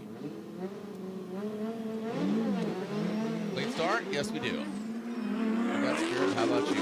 Amanda Sorenson coming down the hill. Let's see how she initiates. Uses all the track across the nose of that E36. Now coming in to that inside zone. 2 and then 3 into outside zone 4. Look at Sam take a little angle out of it to get that proximity. Amanda, great placement there. Sam diving on the inside. That's not where he needs to be. So that was really good composure. Amanda, the car's on rails. I got to tell you, the way Amanda's driving, great placement by Amanda Sorenson. Probably one of the best lead runs we've seen so far as placement coming into and out. We talk about that 4 through 7. That is just, you really got to dial that in. If you don't, it's going to show. Yeah, and you got to do that early. And this right from the get-go, great placement there in that inner zone here. And Sam doing a great job of timing his transitions, and this is probably the best proximity I've seen charging up the hill so far. You can see a little bit of a correction there. She fires it off. Even there, you can see the smoke kind of die off, and Sam does take advantage of that, but kind of cheats the line. He does miss outer zone 7 there a little bit. He is sacrificing a little angle, but his timing on his transitions are really good. He's keeping the nose of that BMW to the tail of Amanda's BMW, which is formidable because she was just absolute charging out there in that lead position. It was a really good job here. So that slant 6 is now straight, and Sam Magmumi will get the clean air. Yeah, Magmumi, and you're right. He did have composure, but I felt he dove in a little bit on 5 going to 6. Okay. But that was good proximity. So we'll see if Amanda can better it, because I'm expecting with Sam being there in proximity, it shows you he has the horsepower. So he could take Amanda out to dinner here to Gapplebee's. We'll see. Another late restart. What do we got? Hit a cone. Okay. What the stickler up there, Max. So we do have like these little painted squares on the cone, so it's kind of like autocross rules. If the cone is hit enough to disturb the base of the cone outside of that painted square, it's deemed a restart on the lead driver, and 3 strikes you are out, and that means an incomplete. So strike 1 for Sam. All right, let's see Sam get back into position, back at it again with the blue BMW. Try it again, kid.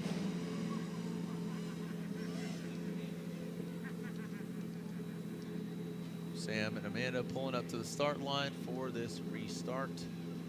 Let's see what we got. A few more battles left here in top 32. We will have that halftime break.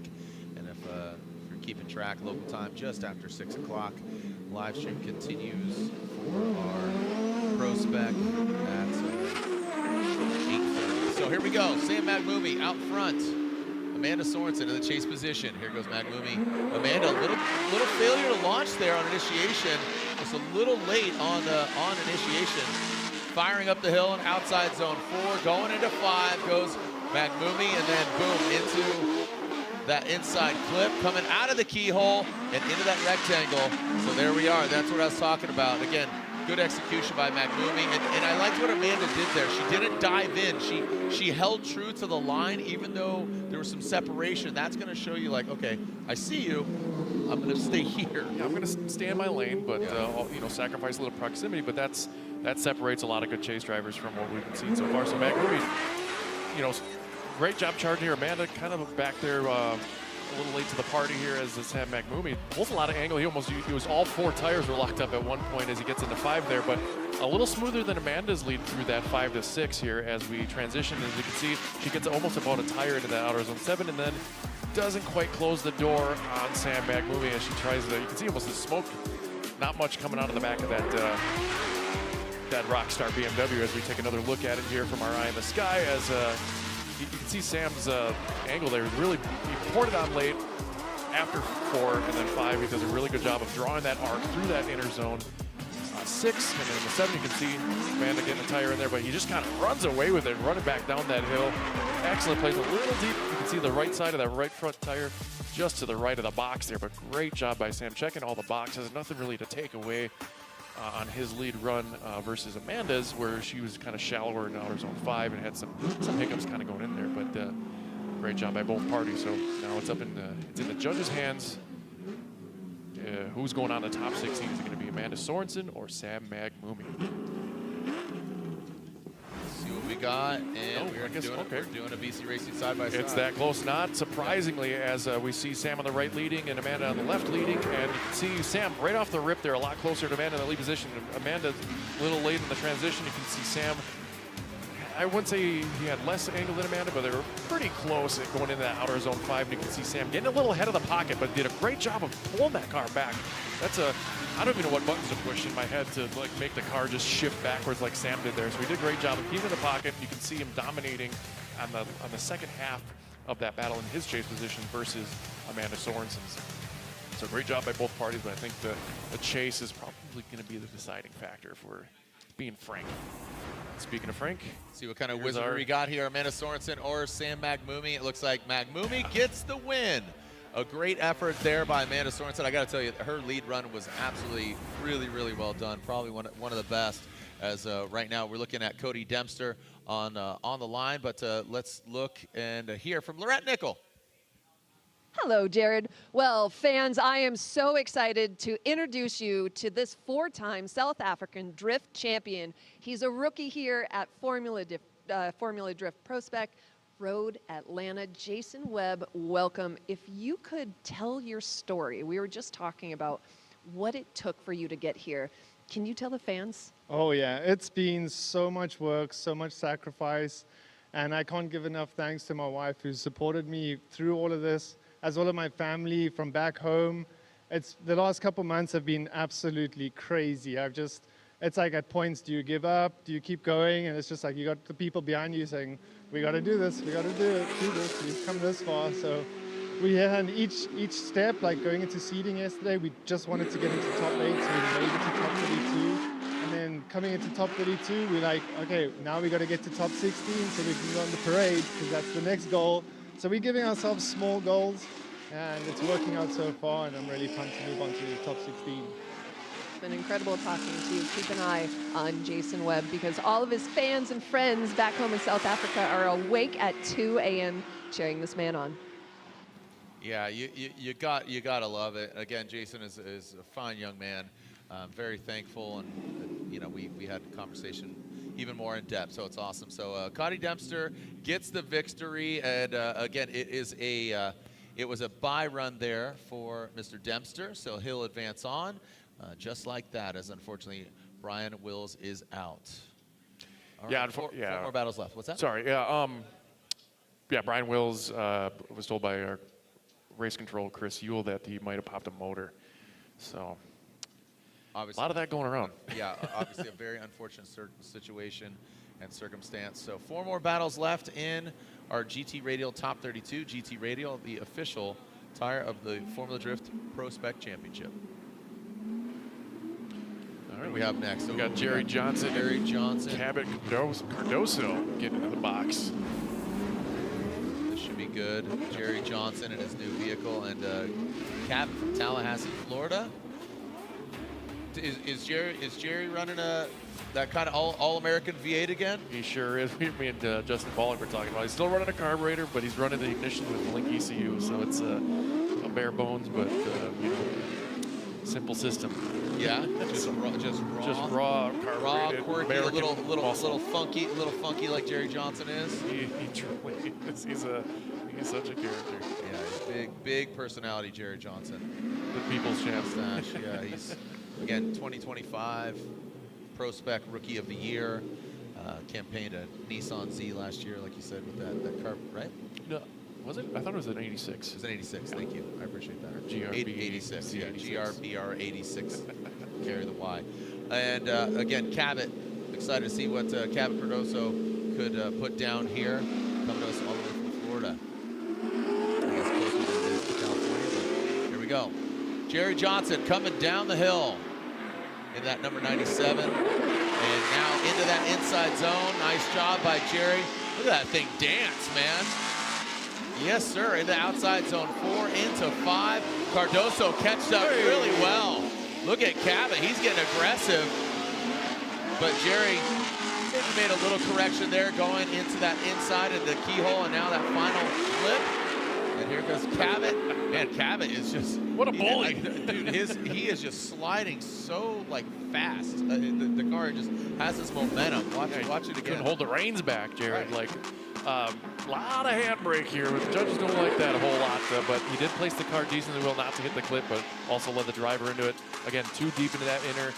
Great job placement here. Did use a little bit of handbrake there, getting into 5. Very shallow here. That's where it kind of fell apart there. That's not a decel zone, so if that became an incomplete, that would have been another story, but these guys are keep on trucking Cardoso, just doing a great job, keep charging in that chase position, times his transition as far back as he is, as well as he could, and they run it back up the hill, so we'll flip it around here, but we'll take another look before we get that as we take a look at the back of Cardoso's FDF S15 here. They charged up not as much smoke as from Jerry in his Corvette, but you can kind of see here, I'm not sure that he was kind of, maybe had some carburetor issues. Those things are hard to tune in a drift application, but it seemed like the car almost shut down on our zone 5.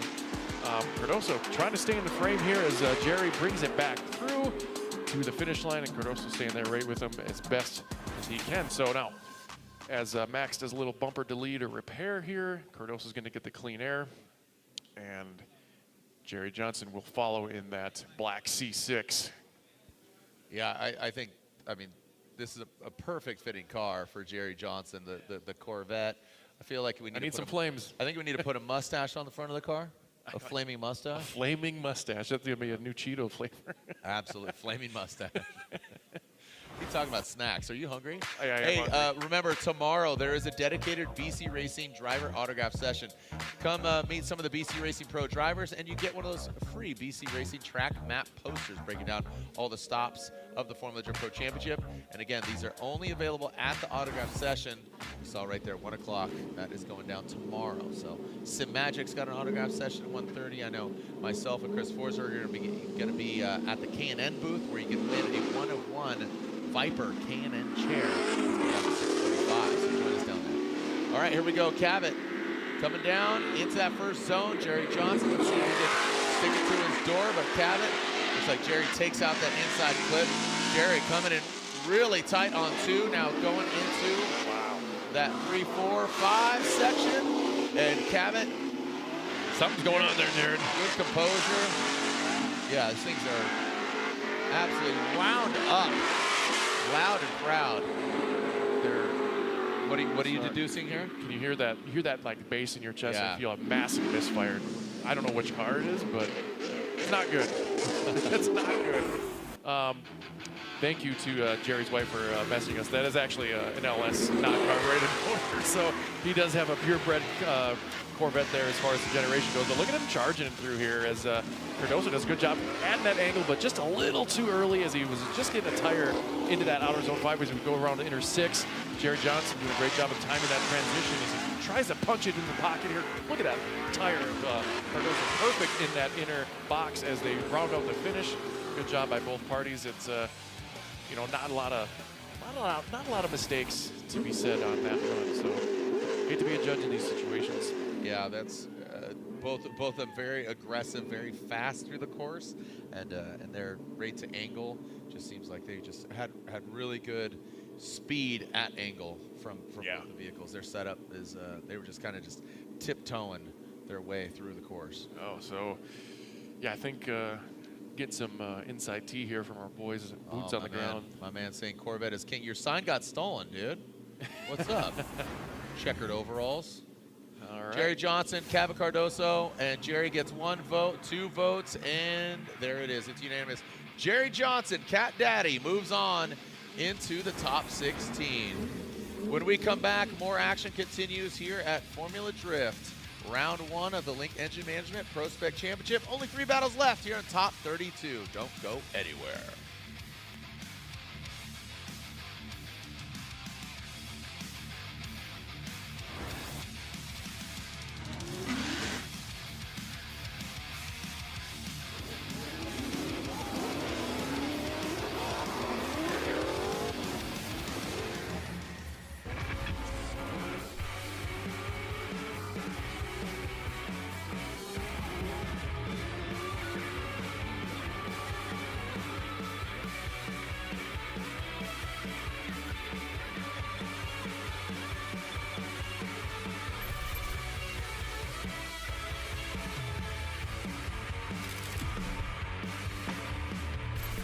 And live loud. This is what we are.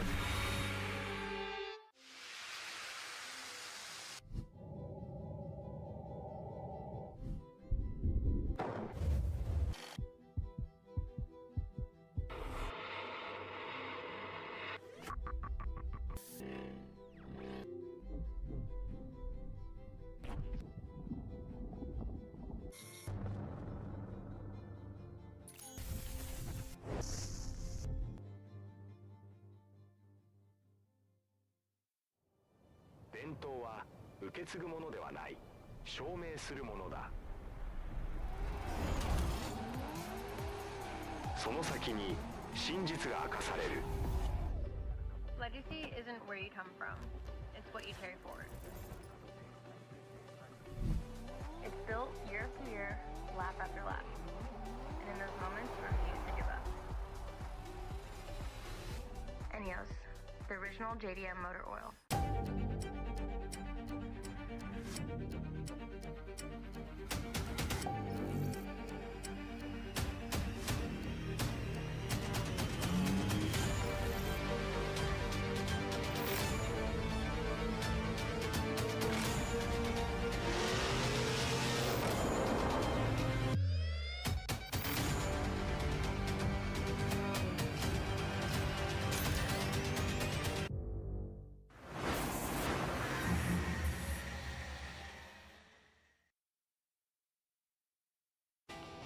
My name is Kevin Wells, competition director of Formula Drift.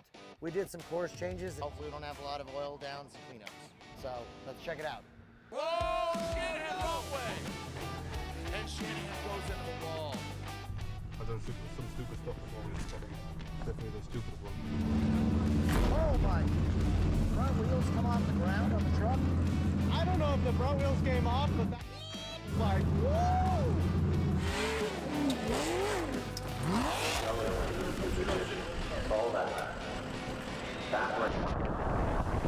Okay. We've got a lot of damage. So I think I'm gonna cut this branch, and then I'll lift it straight up, and then we'll pull the car out front. There's enough stuff here. They might be able to put it back together. He's got till what, Saturday?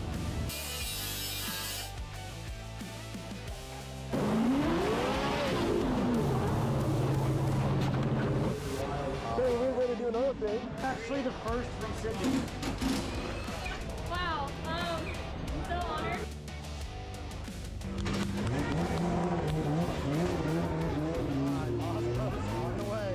What's that? Is that Kevin's corner? Dang.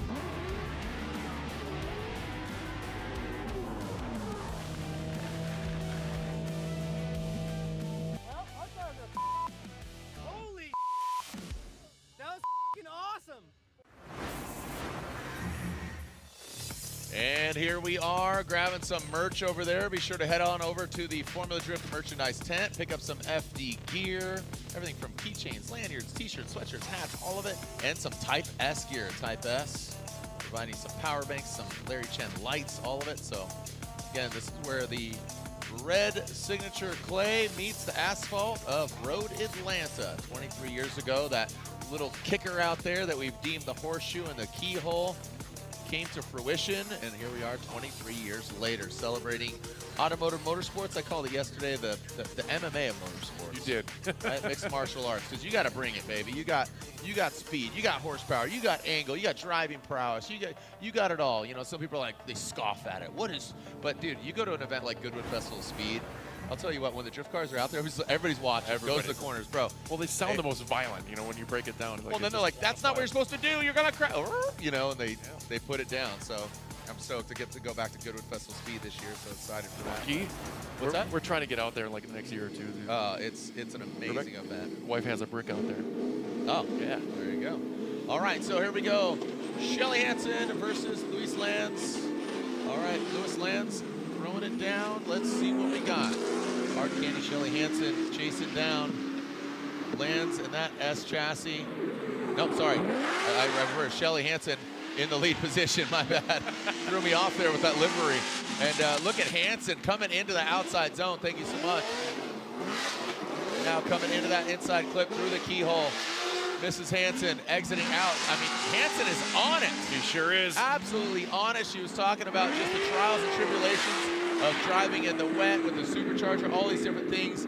She seemed a bit frazzled yesterday, just a little tired. She was just like exhausted. I'm like, are you tired? She's like, yes. She seemed just very tired. I'm tired, boss. It didn't seem the case right there. Yeah, she doesn't look tired there. She looks real pumped up behind the wheel. That Lanz kind of struggling to keep up with that S13 as they round up the hill, and you can see not many mistakes here in the Hansen campus. She does come out of that hour zone 5 a little early, but sets herself up nice for that inner clip, and Lanz just staying in the frame at least, staying in his lane with that outer zone 7 that we've been pounding into the driver's heads, and he does time that a little late, but he is further back, so as rightfully so. And we'll take another look as our chase drone from our FRE nicotine pouches as Lanz, you get a take a look at his roof there, the yellow, blue, and red of that E46, trying to chase down that S13 of Shelly Hansen. And he just not enough tools in the tool bag to make it happen. That car was just on rails. Yeah, Hansen drove that so well. Gosh, that was good. Really, really nice. I apologize out of the gate. New livery, new look. I love boobies. You know, obviously she's fighting breast cancer, or she's fighting cancer, and she's a trooper, man. And again, the Drifter Illustrated, or excuse me, not Drifter Illustrated, the Drifter Enthusiast. I apologize there. Some great articles about all the moms in driftenthusiast.com. There you go. Driftenthusiast.com. All right. Lewis Lands coming down in that BMW. See if Hansen. Hello. Oh, getting involved in dirt. I don't know if that was 3, was it? It was definitely 2, but that's really hard to chase. That's what gets problematic here. And Lance, correct me if I'm wrong, but he changed chassis this year. He did. All right, so that Sex BMW and that's gonna be. Yeah, this gets difficult here because again, with those 2 wheels off out of the gate, not 3, that really sets precedence for the rest of the course. What's really cool, we'll be able to see, and Wally can tell us, because I feel we haven't discussed this yet, but the rumble strips are actually off course. So I'm fairly certain that front wheel just flirted with the yellow and blue paint of that rumble strip. So we'll circle back to that once these cars get sorted out here, or as these cars get sorted out here, as the Shelley's in there wondering what's going on here. Give me something to chew on, Lance. As you can see, 1, 2. Hard to tell from there. Usually that's our truth serum, but it's telling some lies, or it's holding the truth. Holding the truth back. Holding the cards close to the chest as Shelley's kind of trying to decide what to do with this lead run here as Lance just kind of parks it. I mean, it wasn't for a lack of smoke. I'm not sure what. Yeah, Lance's line, there. he was way out there, and in his line, if Shelley wasn't there, it looked like he was going to end up in the grass, in the keyhole. Yeah, I can see, look at the tire smoke. It kind of extinguishes there, and then he's trying to make that adjustment to get kind of almost beeline, which probably wasn't the best plan. I'm not saying that it was Shelley's fault that he spun, but it looked like he was kind of on his way independently anyway. All right, we can see the I Love Boobies livery there. Again, that's an activation about breast cancer, and that's really great. So, again, be sure to check out the article on driftenthusiast.com celebrating drifting's mothers of influence. Shelley is featured in that, as well as another great article about what keeps Atlanta drifting alive. So be sure to check out those articles. All right, heading back up the hill. Kind of dog walking now. Yeah. But yeah, getting back to if it was 2 tires off, 3 tires off, if that was 3 in the lead position, that run would have been after that null and void.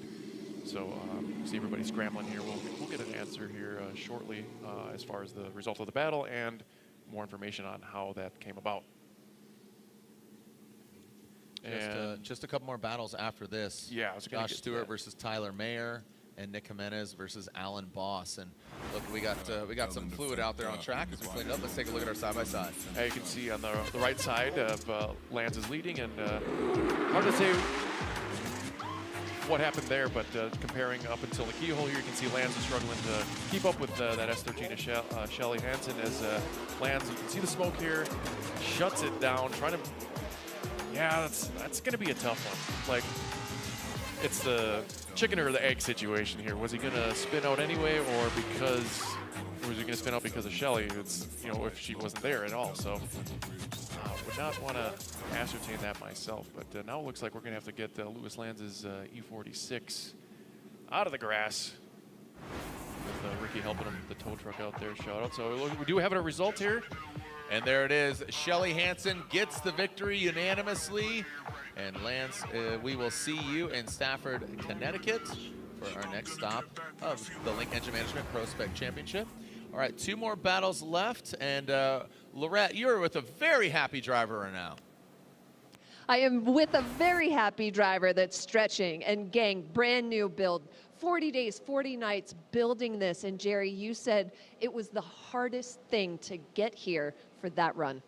You know what? We did build this car in 40 days. We have fought with the car every single lap. It's been shutting off. We've been losing power steering. And so that run meant the world to me. I was coming back. I was shedding some tears. I gave my guys some big hugs. My guys have worked countless hours to get us here. I can't be more grateful. I'm at a loss for words. Golly. Oh my gosh, I'm so glad. And this was so magnificent for you too, because last year was so difficult. Last year, we blew up in top 32. And so we, pulled up, did our first run. We lost a belt and lost an engine, which started the year off very poorly. I did not enjoy that. That was not very much fun. But this year, we're here. And look, Corvettes are sweet.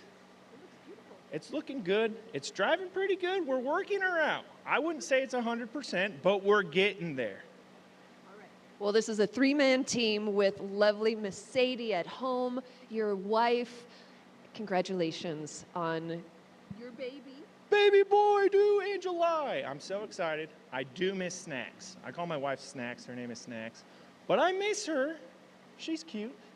And we don't get her this season until Vegas because she's at home growing a baby. But we're happy to be here. We are grateful. Miss Sadie, we miss you. We can't wait to see you in Vegas. Jerry, moving on to top 16. Well done. He needs to be protected at all costs. Yeah, that gentleman, and look at these folks. They're excited. They got to love Jerry Johnson. You know who doesn't love Jerry Johnson? Hot dogs. Because that gentleman is just crushing hot dogs. Bad day to be a hot dog, brother, right there. You got to love it. Oh, now, would you look at that? He's California gold right there, Utah gold. When we come back, the party continues. Thank you so much for joining us. 2 more battles left in the top 32 when we come back.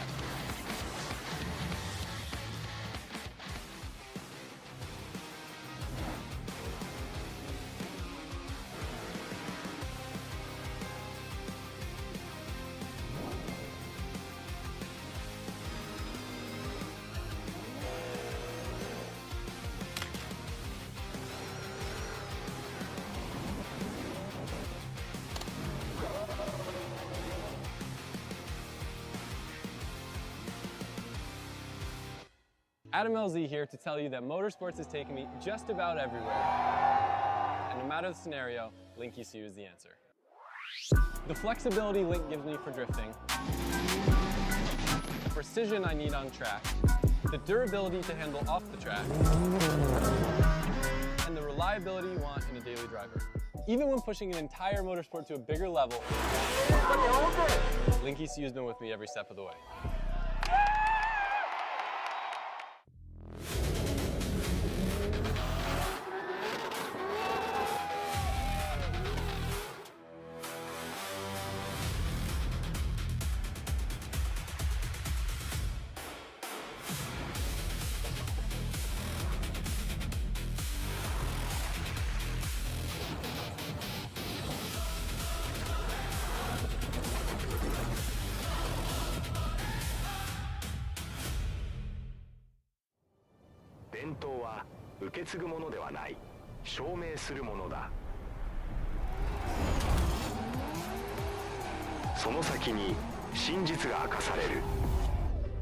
Legacy isn't where you come from, it's what you carry forward.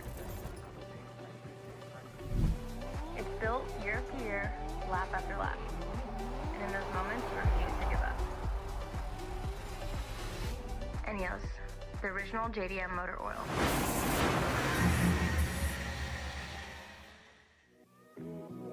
Welcome back to Road Atlanta, playing host to round 1 of the Link Engine Management ProSpec Championship and round 2 of the Pro Championship tomorrow. We'll see top 32 as now we have 14 drivers in the top 16. That equates to 2 more battles in our top 32 to forge what we're going to be seeing after the halftime break. Local time is 6:37. We have 2 more battles. We'll have a halftime break, and then we're back here in just 2 hours from this actual time. So less than that, actually. But again, 2 more battles left, so forge our top 16, and our live stream opening ceremonies begins at 8:30 to find out who wins here at round 1. There we are. So let's look at these battles here. Brutsky versus Bystrak. You got Braden Lawns versus Cameron Sorenson. Jason Webb from South Africa going against Adam Hushman. Dustin Frell coming to us from Arizona against Chris Leonard. You got Corey Taska versus Casey Cole. Nice. Sam Magmumi versus Dempster. Jerry Johnson, we just saw and heard from him, the very gregarious, excitable young man. And Shelly Hansen. Then finally, who do we have in those 2 battles? Yeah, those 2 battles are going to be the winners of between Josh Stewart and Tyler Mayer, Nick Jimenez, and Alan Boss. So just a few more battles here as we get some our own kitty later on the track. And looks like maybe Lands left a little something on there. Maybe they had something to do with the failure to launch there after that clip, but we got a lot of good equipment here at Road Atlanta here. It'll be cleaned up in a jiffy. Yes, it will be cleaned up. Yeah, that's a real measurement of time, Jared. A jiffy? Yes. Like a parsec is not. I don't know. Actually, no, a parsec. Yeah, a parsec is a unit of measure, not time. So when Han Solo, When Han Solo said he did it, you know, Oh, three parsecs. Yeah. So, you know, it was incorrect. So. You like Star Wars? Yeah, we just had their May 4th be with you. I saw May the 4th. And, you know, Revenge of the 5th. Oh, that's right. Yeah. Yep, that was us driving home. Yep.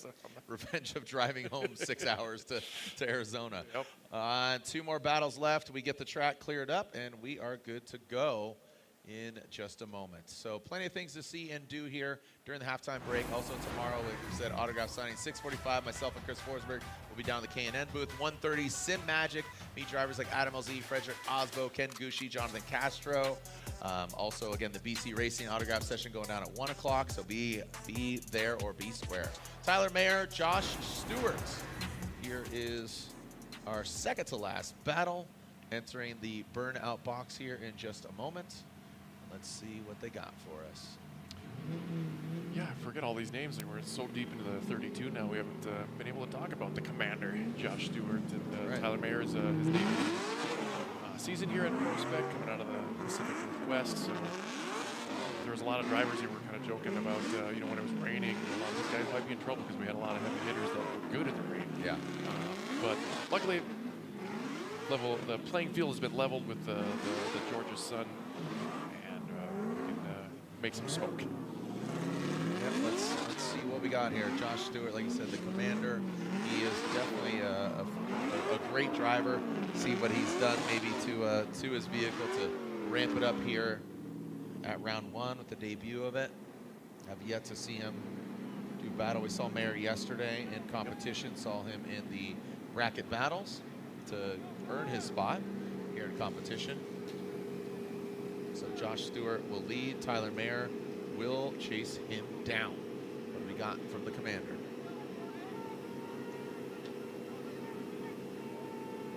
Coming on down the line. Let's see if we get a clean start. Lights are on, and once they go off, it's go time. So we got a proper start from Stewart. Stewart out front. Across the bow, into the outside zone, gets right to the course edge. Stewart and Mayer. Now Stewart up the hill. Quick little correction. Little bobble into outside zone, but then dials it in. Ooh, gets in a lot of dirt there. Good job by Mayer to not follow him and not get disrupted. Just a little bit, but not too shabby. From Mayer now transitioning into that last outside or last inside zone. So pretty straightforward. Some mistakes, but again, good proximity. I liked it. I liked the composure from Mayer. Yeah, and the aggression from Stewart here. I think he dropped the tire just about on every outer zone and getting all the pieces of the rumble strip, but he did a good job of, you know, staying in it. Mayer right there with them the whole way as they charge up the hill. Almost 2 tires dropped there by Stewart. That's going to be a pretty big deficit, along with the tire drop there. That Georgia Clay as Mayer not wavered, showing his tenure here in his freshman year at ProSpec as he also fills that outer zone 7, which we've been just beating over their heads with a rubber hammer here as they go through the last zone 8 and going back up the hill. So a couple hatchbacks here. We're going to switch it around here. Mayer will get the clean air, and the commander, Josh Stewart, will give chase in his C6 Corvette. Mayer out front. We'll see if he's the mayor or the president. Regardless, he's always the mayor. Mr. Stewart, and the lights are on, and away we go once they extinguish. Nope, just kidding. Again, another Boy, roller. I'm telling you, that Max is a stickler at the start line, huh? He is dropping the hammer. He's not minimum. He is max. He sure is. He is not basic. He is maximum. Let's see. Get back into the respective positions. In the slots, in the stables they go. Let's see these ponies throw down. Who is going on to top 16 in the 32 live on Racer Network. Be sure to download the app to watch the finals for free 90 free. Go ahead, download the app and watch every round of Formula 2 competition. Like, got a clean start. Mayer out front. Stewart chasing him down. Look at all the telemetry there, the bottom right-hand corner of your screen. Dude, Stewart loves going off course, man. Oh, and that is way too much. Way too much for Stewart. Mayer, he's going to continue on through the course. Doesn't look like they're going to throw a yellow. Mayer does need to continue on through the entirety of the course. He will have the victory as long as he keeps it where the rubber meets the road. It didn't seem like Mayer did anything to throw Stewart off. There was just too big of a gap there, and it looks like Mayer will continue on up the hill, and that will be a victory. Unfortunately for Josh Stewart, he just overcooks it and ends up in the weeds. Yeah, I think he felt kind of shook there as little Gapplebees there coming down the road here as wasn't quite in the pocket, just overcooked that vet right into the kitty litter as Mayer is almost getting out of frame here as we zoom out to capture these two gentlemen getting through that horseshoe keyhole, and Mayer does keep it lit there. He was a little wide there, but really doesn't matter at this point as he has got such an advantage here and will be moving on as Stewart burns his last tires here in Atlanta. We'll see him in Stafford. Yeah, unfortunately for Stewart, that'll be all she wrote, but congratulations to Mayer, a ProSpec rookie, earning the respect of many. Good job there. Good go for Tyler Mayer. We'll make it official here in a moment with one battle left. Nick Jimenez and Alan Like a Boss coming in hot for our last battle.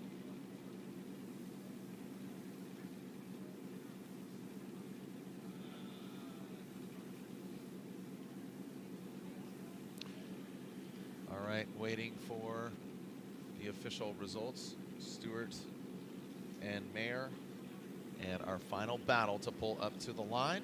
Little deliberation going on here in front of us. Interesting. So she's explaining to him what drifting is right now. So see, what happens is the two cars, they come in, and they're gonna do, but sometimes they hit, but then you're like, all right, but then they keep on. Sure. You know, and you got to make sure, you don't want that nervous tension. You got to stay calm, but then all of a sudden it just happens, you know. Oh, okay. Yeah. And then so the other day, I mean, I was driving, I was ripping down the road just like this, like they're going to show you the wall. All right, so we got Stewart there in the pink Corvette here in virtual land. So we got 1-2 tires off there, and we're really going to highlight the RDL Wally system here. It's almost going to get out of frame. Yeah. Reese, you want to hop on here and explain what we're looking at? All right, so yeah, what you guys were seeing in the Wally system, you can see that we had Stewart in the chase going into outside zone 1. You see he drops 2 tires. So when he drops those 2 tires, you can see he picks up some speed because he goes off, comes back on, gets a little bit of grip, car goes to the right, goes off track. So we put that on Stewart, and we have Tyler moving on. Were you just confirming that 2 or 3 tires off, or what? No, we were just trying to see how everything compounded. So you see he goes off track, comes back on track, gets up grip, messes up, pulls him off track to the right. We viewed that on Stewart. Yeah.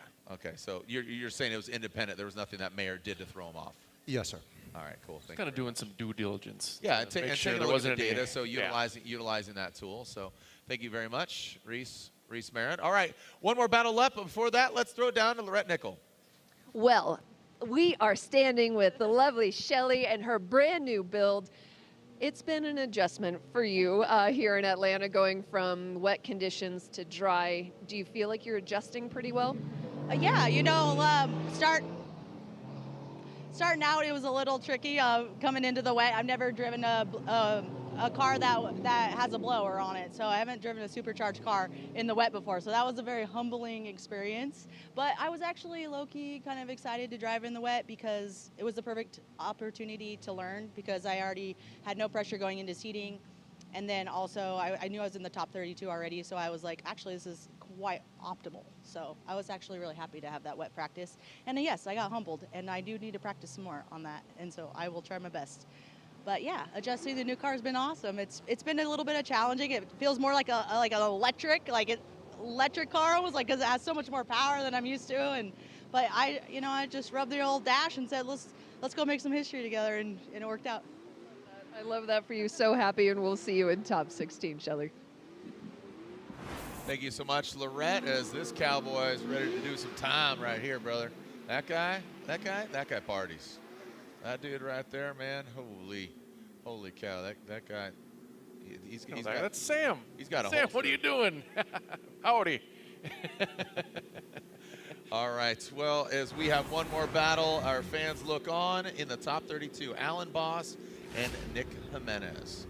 All right, Alan Boss and Nick, both these guys ripping some Nissans, fairly equally matched. We got Alan's mom up here in the booth and Nick Jimenez's lady here in their ear, going to give them their insight on what to expect for our final battle of top 32. Nick Jimenez will lead, Alan Boss chasing him down. Here we go, the final battle 32. Who's going to go against most recent winner, Tyler Mayer, in 16. Jimenez on pace, down the hill, into that first outside zone. Big initiation for Boss, and that is not a good thing. So Boss, yeet fleet. Yeet works. Yeah, yeet works now. So he yeeted right into the side of Jimenez, and it did not look pleasant. Hopefully that was mostly like wheel to wheel. That was a big one. That was a big hit. I mean, that's the good thing their delta, their speed difference between each other wasn't like Jimenez wasn't stopped between Taska and Ruger. Ruger was stopped in the kitty later, and so the impact was a lot greater. So they were both in the same direction moving, and Boss is able to drive off, but Jimenez is in the beach there. So let's break down to see if we can run it back here. So Boss is over there, a couple car lengths back, really over rotates. The front end kind of comes over, and just was too aggressive. He was on the wrong line. He didn't look comfortable in the car either. So look at him shoot on the inside. All four left brakes locked up. Just not enough. I feel like he pushed all the pedals. Yeah, I mean, I've been there. You just mash the controller and hope for the best. But fortunately, we'll be able to yank Jimenez out there. Hopefully the damage is minimal. I mean, kind of clearly see what happened and who was at fault there, but no official word. I don't think Jimenez did anything to bring that upon himself. All right, well, the kitty litter is Nick Jimenez. Depoy will get some tension on it and pull him out. Obviously, he's going to get hands on the car. Like you said, they were hitting kind of door to door or wheel to wheel. You know, when you kind of add an angle, you know, one's 15 degree, one to the other vehicle, that's going to cause more damage to either. But when you go door to door, they kind of obviously no critical parts on the door outside of the driver, but safety is #1 priority. Want to make sure they're okay, so we'll take a look. All right, so that. Green excel, red decel. So look here, look at how fast the chase is coming in here. See the delta Yeah. here. So Boss is actually on the left. Yeah, you can see the speed difference here. Boss coming in about 4 or 5 miles an hour faster than Jimenez, and there you go. Just yard sailed Jimenez into the beach and off course. Down by the beach on beach days. Do you happen to have a bucket or a hose, Brew? You might be able to drive that thing out of there. Yeah. Because that right or that left rear wheel looked a little, it's holding there. I guess it didn't look as bad as it, or it wasn't as bad as it looked initially. A bit of a punt? Yeah. Well, a hard persuasion. But, that back, oh boy. Yeah, look at that thing's, is that leaning? There's definitely a negative camber there in the back, but let's see if it's dog walking up the hill here if he does get on the pavement. Right now he's shaking the rocks, so we don't have an extra cleanup time. But nice, very courteous of you, Mr. Jimenez. Oh, we tell him to do that. No, but regardless, people forget. And, for sure. We have told people and they don't do that. Absolutely. And drag all the rocks back onto the track. So it's driving straightish, but I would anticipate Jimenez is going to get 10 minutes here. All right, so Alan Boss is at fault. So again, you know what I'm ready for? An O'Reilly Guess the Part featuring Dylan Hughes. So let's take a look. O'Reilly Auto Parts.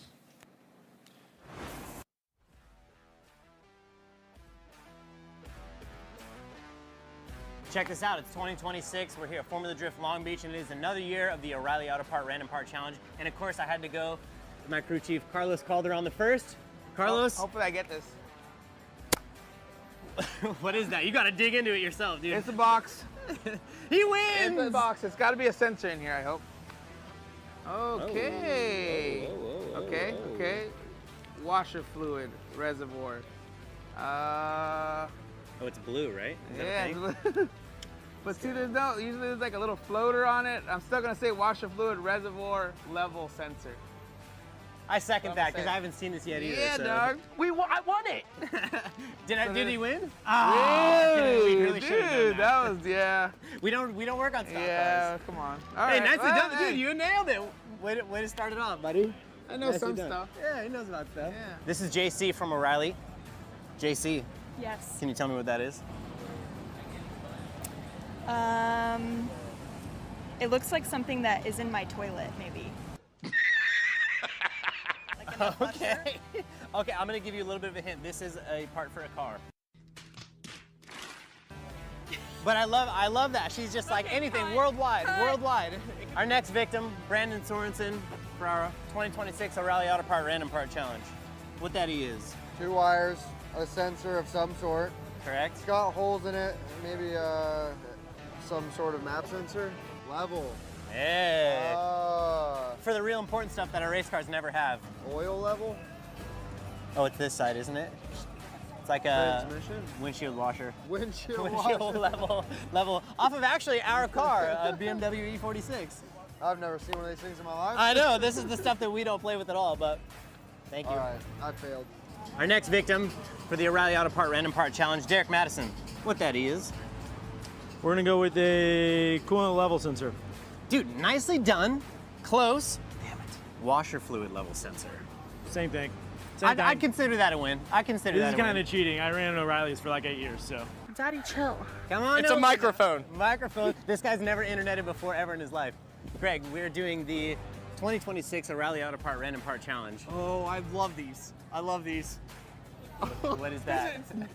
It's not a part, first off. You handed me something really stupid. This goes to a light bulb. But it doesn't light up. It doesn't work. Greg wins. Kinda. It's actually a fluid level sensor. Oh, it's windshield washer fluid level sensor. Guess the car. Saab 9.3. Dude, nobody's ever guessed that before. That's fantastic. Wild. Also goes in airplanes and road vehicles. No. Universal tool, and you can put it straight in your headlight if you want to. Put 12 volts on it. Was it close? Was I close? Was it a Saab 9.3? BMW E46. Oh. I know. That's a little bit brutal, right? I think you're gonna give me a good one, an easy one. None of them are easy.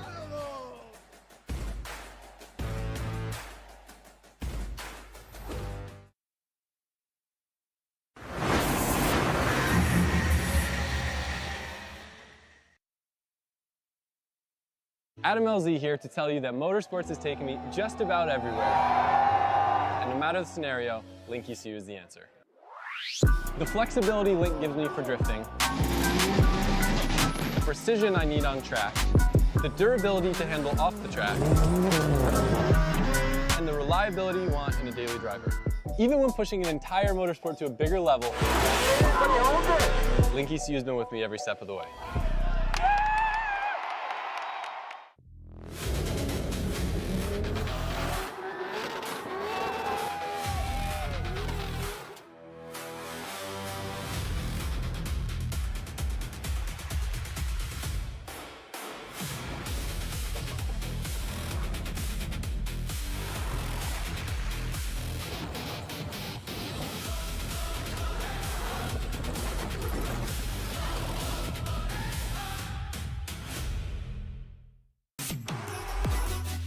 BC Forged Wheels, custom built per order, offering extensive design, finish, and machining options. Strength, style, and precision come standard. Track proven, street ready.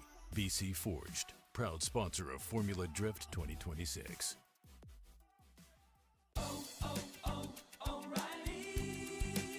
Need a little help? O'Reilly Auto Parts has help. Need some advice? We got advice. No matter what you need, we have thousands of professional parts people doing their part to make sure you have it. Exceptional customer service. Just one part that makes O'Reilly stand apart. O'Reilly Auto Parts.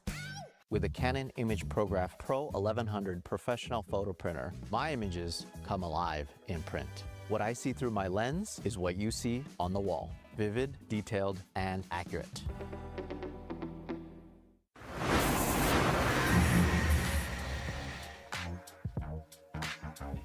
Welcome back to The Plot Thickens. The final battle of our top 32 was Alan Boss versus Nick Jimenez. Alan, a little too aggressive in the chase position, punts Jimenez into the kitty litter.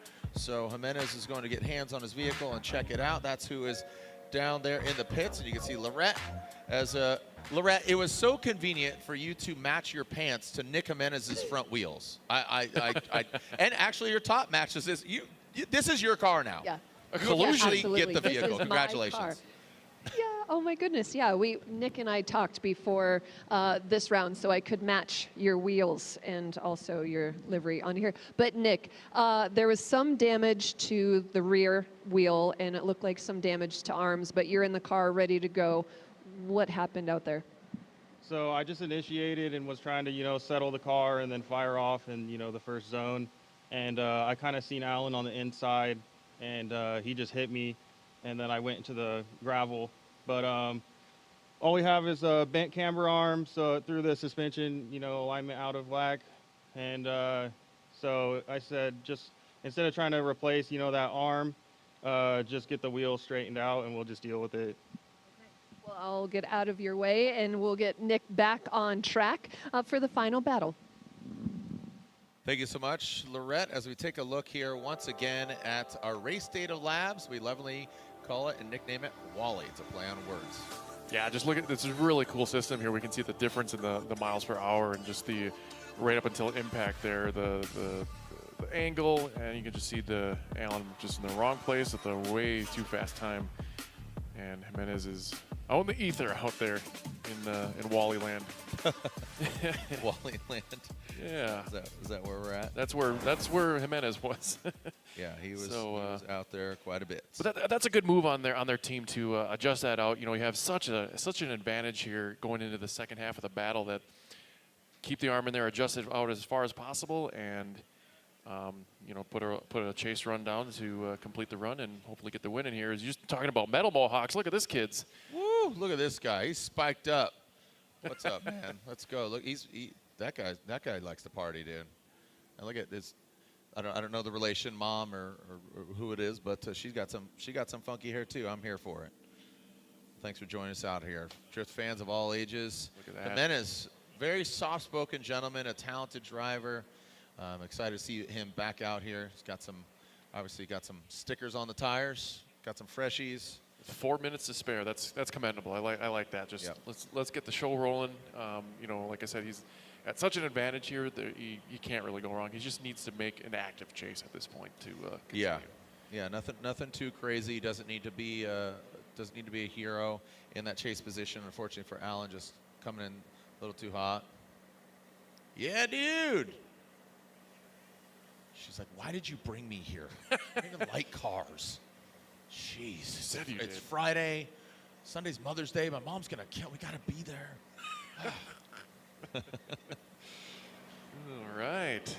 All right. Let's enter that burnout box, baby.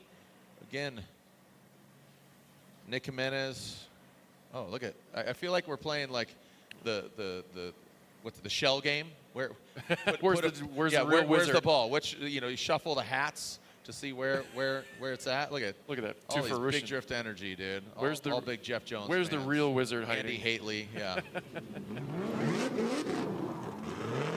right, enter the burnout box. Last battle of our top 32, local time 7:02. And we will be back here for our live stream at 8:30. So about an hour and a half from this juncture that we're back here for our driver introductions and our competition, our top 16 Link Engine Management, as our fans are super chilling. Great weather right now. A little, just a little gray. No wind, a little gray, but it could get cold, it could get hot. We've seen all the weather over 23 years, we're up in the judges stand. This thing's almost blown over. Like, we've been up and we're like, get out of the booth. Like, you ever seen snow in an FD event? Has it been that snow? All right, here we go. Regardless, it's about to rain. We're talking about rain and some drift cars as Mr. Boss out front. He initiates Nick Jimenez. He tracks him down. Boss goes tight on that inside clip. Now heading up the hill goes Alan Boss. Now up the hill into the outside zone 5. Boss hits that outside zone. Now bringing it on through. And like we said, it needs to be decent. But, you know, again, 6 minutes to fix that car and what maybe there's something they can't see. But, again, as far as alignment and all that, I think that's a smart strategy. Get it out there, expedite, get it going. But that's going to be an easy win for Nick Jimenez. Unfortunately, Alan Boss too aggressive on initiation. Punts Jimenez into the kitty litter, fixes it, and we're back on track. So it looks like that will be an easy victory for Mr. Nick Jimenez, originally from Hollister, California. Him and his lovely lady getting the advancement on. Great job. All right, so here it is. Let's make it official. Slide him left for Nick Jimenez. Gets the victory and advances on into the top 16. Our 16 is set. So congratulations to all our victors. We'll introduce them to you. Local time 8:30, just about an hour and a half. So again, 7:04 local time. And here is the bracket. Brutsky versus Bystrak. Lons, a newcomer here, 15 years old, against the 14-year-old Cameron Sorenson. Jason Webb versus Hushman. Dustin Frell versus Chris Leonard. Taska versus Cole. Magmumi versus Dempster. Johnson versus Hansen. And finally, Mayer versus Jimenez. Awesome lineup here. I can't wait. Good battles. Thank you so much, Matt. Well, thank you. All right, we'll be back here in just about an hour and a half. Enjoy the halftime break. But come back with a Rockstar energy drink in your hand, because we're not stopping until we find out who wins round 1 of the Link Engine Management ProSpec Championship here at the iconic Road Atlanta.